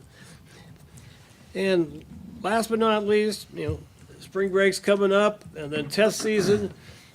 And before you know it, it's graduation, and we're in summer. So you guys make sure and rest up safely, all right? Because we're getting into the home stretch. Thank you. Okay, Mr. Crosby? Okay, first of all, I also want to congratulate the Victor Valley High School wrestling team and the Adelanto High School girls basketball team for their CIF victories. And I'll go back to Mr. Barrios here, who was the coach of our very first CIF championship, which also happened to be a wrestling team It's too. the boys' championship. The girls won it before us. Well, okay, in cross country, that's true. But for boys wrestling, you guys were the first, and congratulations. But congratulations to the current wrestling coach and his team, and for the determination, and the girls basketball team. What 2 CIF championships in 1 year. That's pretty impressive. So. Pretty We're nice. not done yet. Heck. No, we're not. We're still got other sports, so we could have more, but 2 is fantastic. You talked about the legislative stuff, Barbara, and back in the 1980s, the government passed a law that the minimum wage for teachers in California would increase dramatically to $20,000 a year. And at that time, I'd been teaching 7 years, and I wasn't making $20,000. So the first year teacher coming in was going to be making more than I'd made after 7 years of working. But I think it's exciting when the government finally pulls themselves together and does something for education instead of talking all the time. So I think that's exciting, and hopefully they will. We'll see.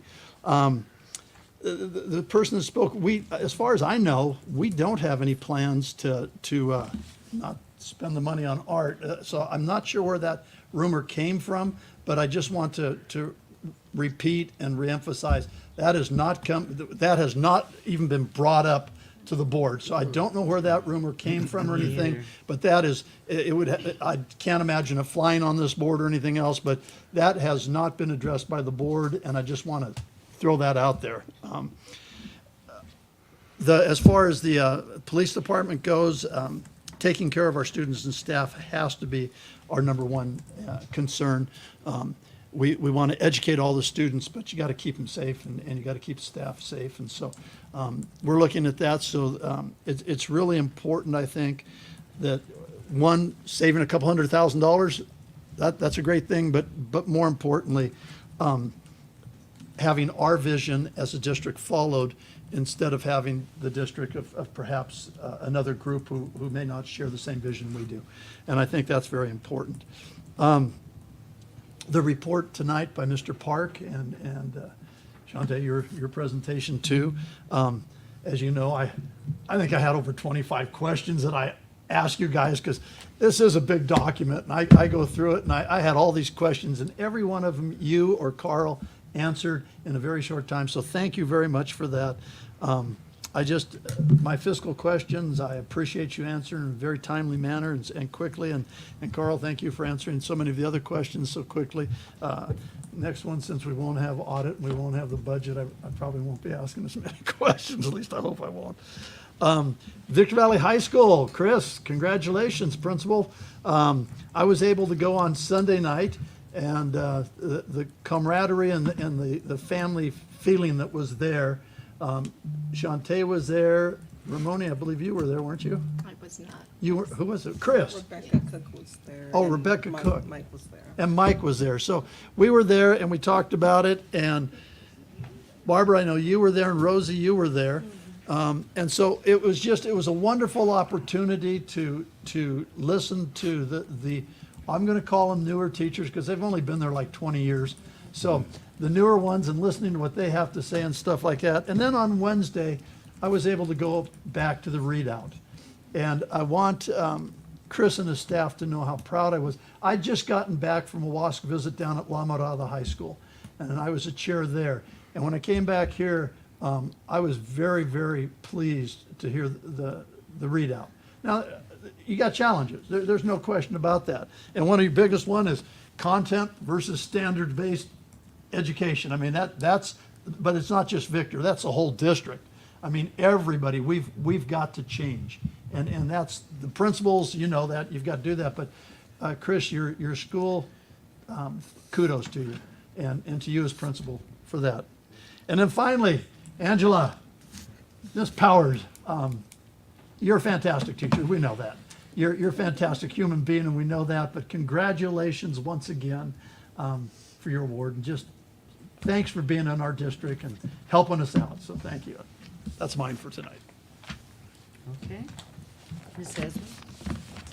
I wanted to thank all of our students for their hard work and their coaches and their principals. Carl, thank you for getting them their rings, because I know that that's something they'll treasure their whole life. That was a huge accomplishment. Angela, thank you for your hard work and sharing that with your students. We appreciate that.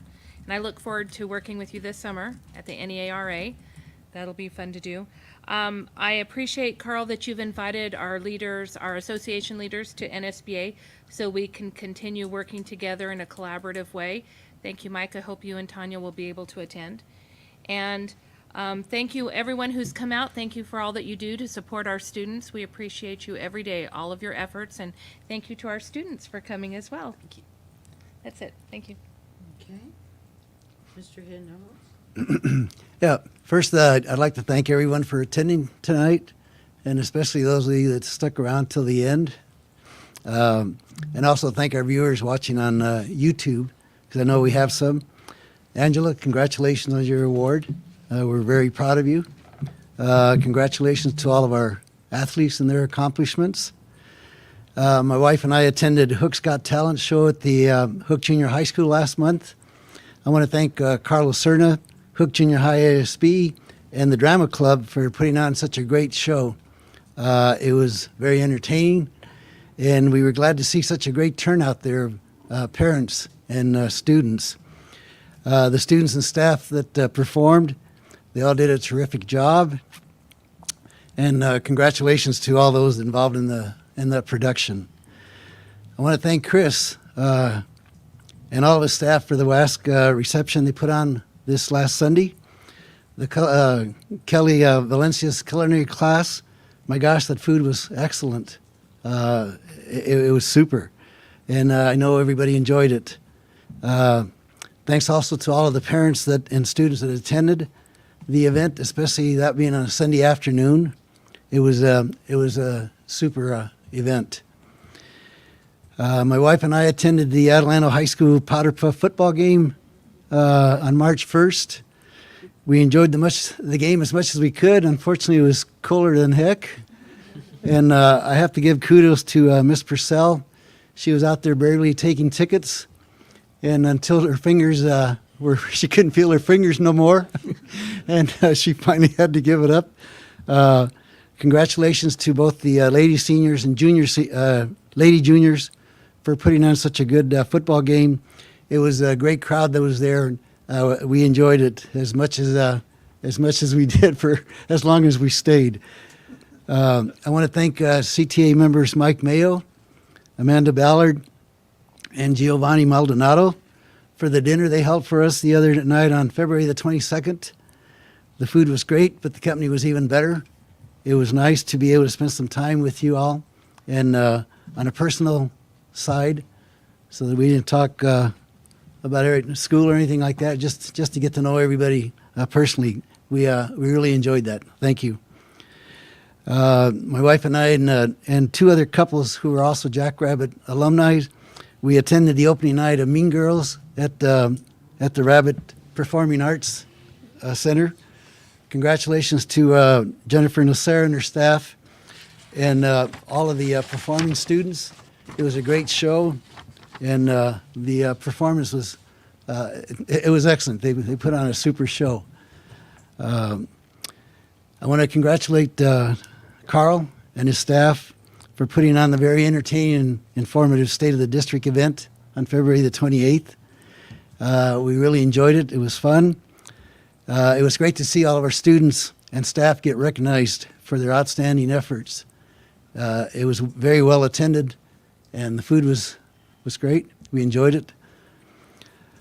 I want to thank and recognize our cabinet members, Michael, Dr. Yee, and Shanti, for all of your efforts, especially for providing us your reports on the agenda items. This is all prior before the board meetings. It saves a lot of questions. It answers a lot of questions that we may have, and it's really good to have all that up front. It saves a lot of calls to Carl. He's got other things that he has to do, but it really is a help to us. And I really appreciate you guys and all your efforts that you do for us. Finally, at our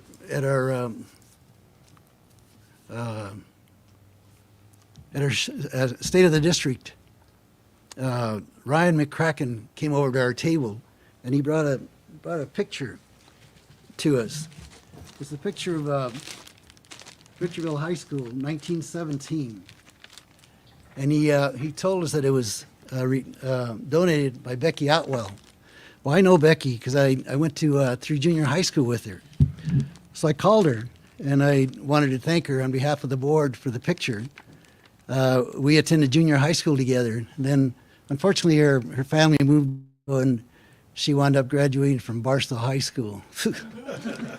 Yuck. Yeah. But anyway, then she moved back into the area, and she since 1995, she's been a broker owner of Sheer Realty in Hesperia. And I spoke to her this morning, and I thanked her for the picture, and I asked her what she would like to have us do with it, and she said she wanted to be placed at Victor Valley High School because she thought that's where it belonged. Where she went. Yeah. So I told her if she had any other old memorabilia to be sure and give me a call, and I'd be glad to pick it up. So I'd like to give this to Chris to take back and put up at the school. Well, yeah, I mean, you're holding it to your shoulder. Yeah, that's I have no idea where it's at, and I asked her, she said she couldn't remember. It was on that hill. It was on that hill. On the hill. From 1917. Yeah, he came over to our table and brought it over to us. Yeah, but she said she has a lot of old stuff, and I told her to go through it and not to throw it away and to let me know, and I'd be glad to go by and pick it up. Yeah. Again, thank you all for being here, and enjoy your spring break, and stay safe. Thank you. Well, he said everything. No, Barbara, before you begin, could you show us some of those awards you got? I didn't get to see them really well. Could you show some of those to us? This one is for San Bernardino County District Advocates for Better Schools, and I've been on that for about 40 years. And they sent me an award today. I don't know when. It was sent to there, right? Yeah, and they sent it to me. And it's signed by the county superintendent and the superintendent for Sandabs and a few other people. But I've been the vice president. I was the president once, a long time ago, but I told them I wouldn't be the president. I would be the vice president. So I was the vice president. And the other one is from Fontana, I think, Fontana City. No, what is that one? You got so many, you can't keep track of them all. I don't. I really, all the time, I'm terrible. The city of Fontana. gave me this award for what I do with education within San Bernardino County. And with this, it's a lot of politics and a lot of political legislation that I do with this, and I've been doing it for years. I testify before, say, the Senate Chair Education Committee and also the Assembly, and this is another one that I got as well. Here, let me see. From the county as well. This is a certificate of recognition presented to Barbara Dew, SBC SBA Vice President, Board Member, Victor Valley Union High School District, for your service as a member of the 2023 SBC SBA Executive Committee, and for your support of student achievement in San Bernardino County. Yeah. Mary Sandoval, SBC SBA President. Right. And, Congratulations. but I didn't want to be the president. I just was the vice president. I just backed her up, kind of. I basically am a lot of times in the background. I don't want people to know I'm out there so that they won't come to me, but I get a lot done for the county and the state, from the federal government, and for our district, for all 33 districts within the state of San Bernardino County. And I also get federal funds whenever I can get them too. So I'll be flying back there in April. And a lot of times you don't even see me because I'm actually working with the politicians to try to get them to change their mind or push a bill or to get money for us. And I've been doing it for over 40 years, by the way, since Willie Brown. I don't know if any of you guys are old enough to know who Willie Brown was. Sad to say. I don't know if anybody knows. Some kids, they go, who is that, you know? But since Willie Brown, he was the one that and I started out basically with CTA. I was on finance committee with the state council for 5 years, and then 10 years with politics. I was on the political action committee at that time. And so we pushed all kinds of bills. The 2% that all you teachers get when you retire, myself and another guy were there pushing that bill for the money, and we got that bill through. That was years ago, the extra 2% that teachers get even. And anything else that you guys, and we also maintain the 2-year grace period, because they wanted to change it to 3. They also wanted to get rid of Prop 98, all that kind of stuff.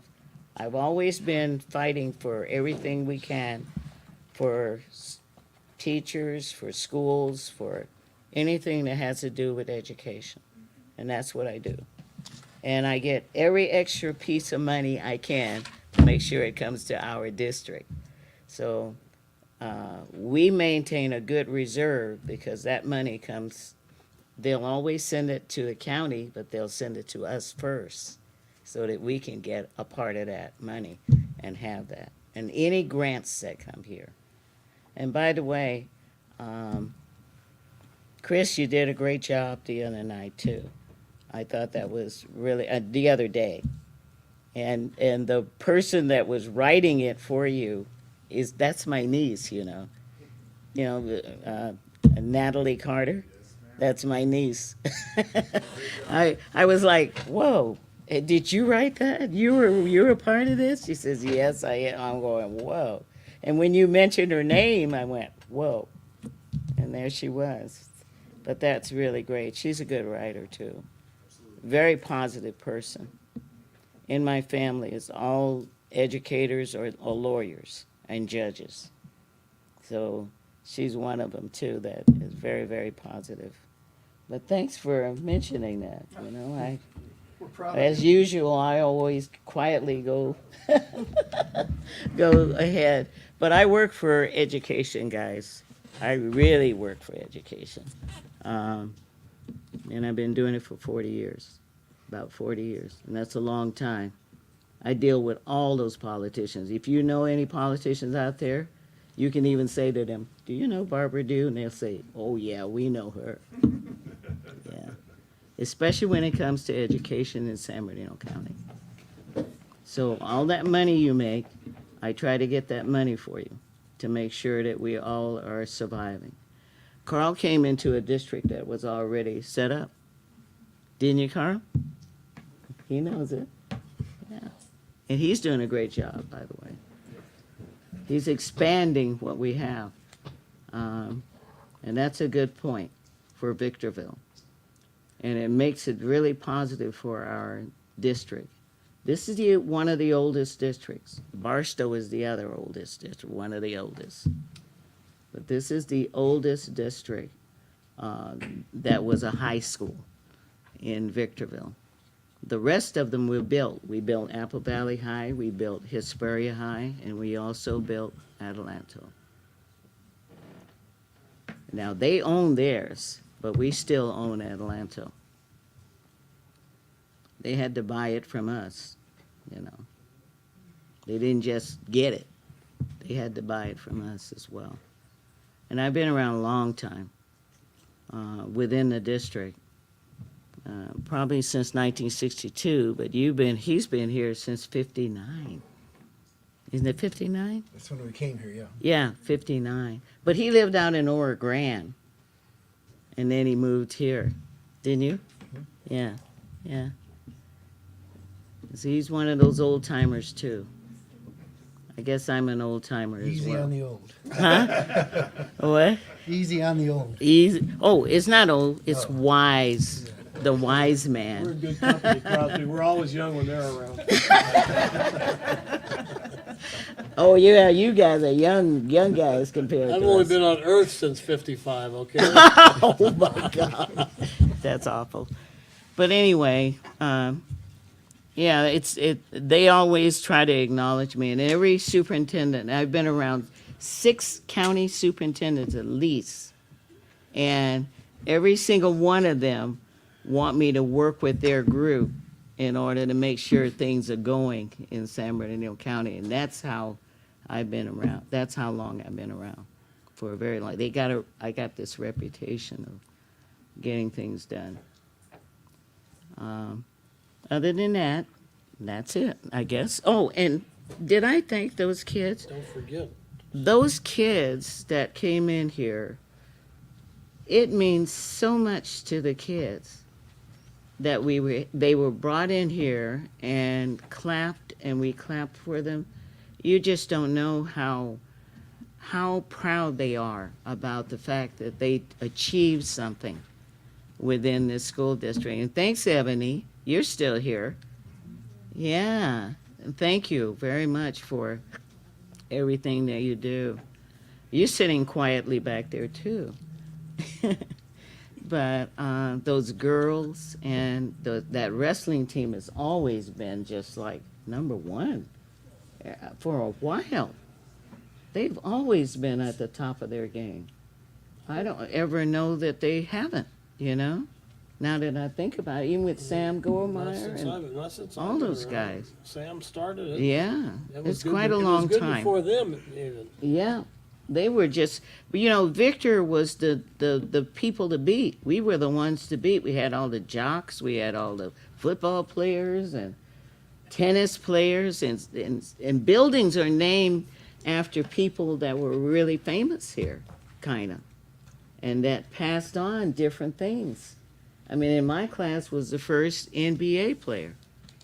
That was Greg Hyder, you know. So this is a great school and a great district.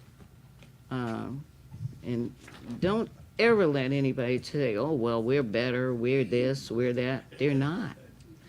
They are not. We have a school that is a distinguished school.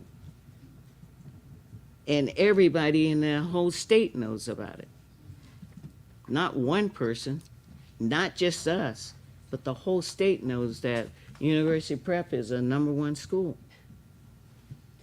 It is, and actually, all of our schools are. All of our schools are. We're up at the top of the game. So, I'm really proud of everyone. And if you don't see me, it doesn't mean that I'm not working for you. And it doesn't mean that I'm not around. I do hear things, and I see things, and even some of my kids are probably now working in the district, who knows? You never know. And they were in second grade with me, you know, but they're not now, of course. But thank you, everybody, for all that you do, too, to make us look really great and good. And thanks, NAACP, for being here. All right, Carl. Oh, I'm sorry. I'm sorry. I am sorry. That's me. Well, thank you so much for having me here again. I think I have 2 more months, then I have to leave all of you guys probably. Kind of sad. Oh, well, I think there's 2 more until I graduate. Oh, obviously, graduate. Oh. Yeah, so say. Well, that's a positive That's a thing. good thing. That's No, a but I'm good thing. sad, you know. Yeah, that's a great thing. Yeah, but So where are you going?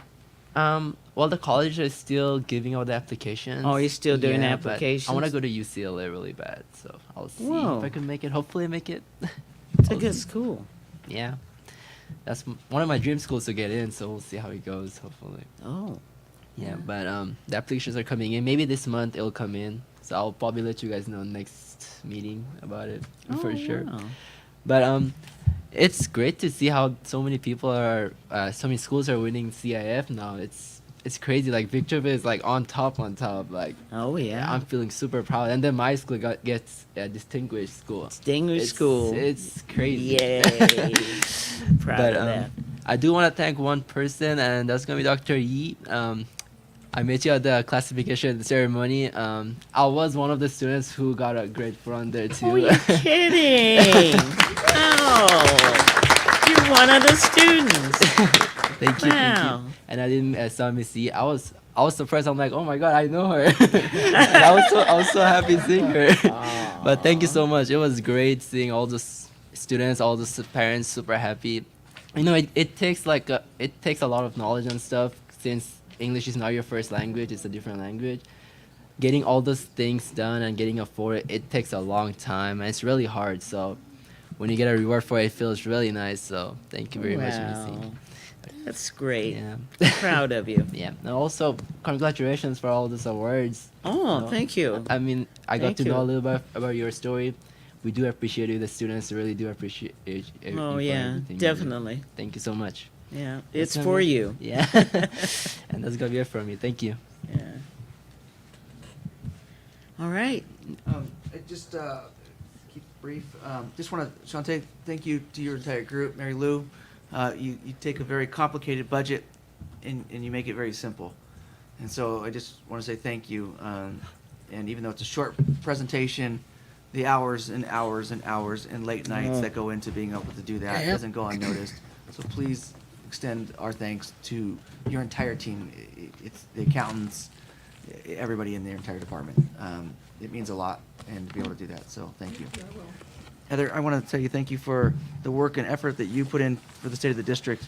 I know as we get closer to the date, how stressful it is and to get it all done. And a lot goes into that day, and it doesn't go unnoticed, and it can't happen without you. And so thank you so much for doing that. And Ramoni mentioned it, tomorrow's just another example of the continued partnerships that we're forging and that we keep working towards and getting better and better. And so it's a partnership with Victor Elementary, as well as Adelanto Elementary, for our enrollment fair tomorrow. Being able to help our families, showcase what our district's about and being able to get there. And so it's our inaugural year of doing it, with many more to go. So we don't know what the turnout will be like.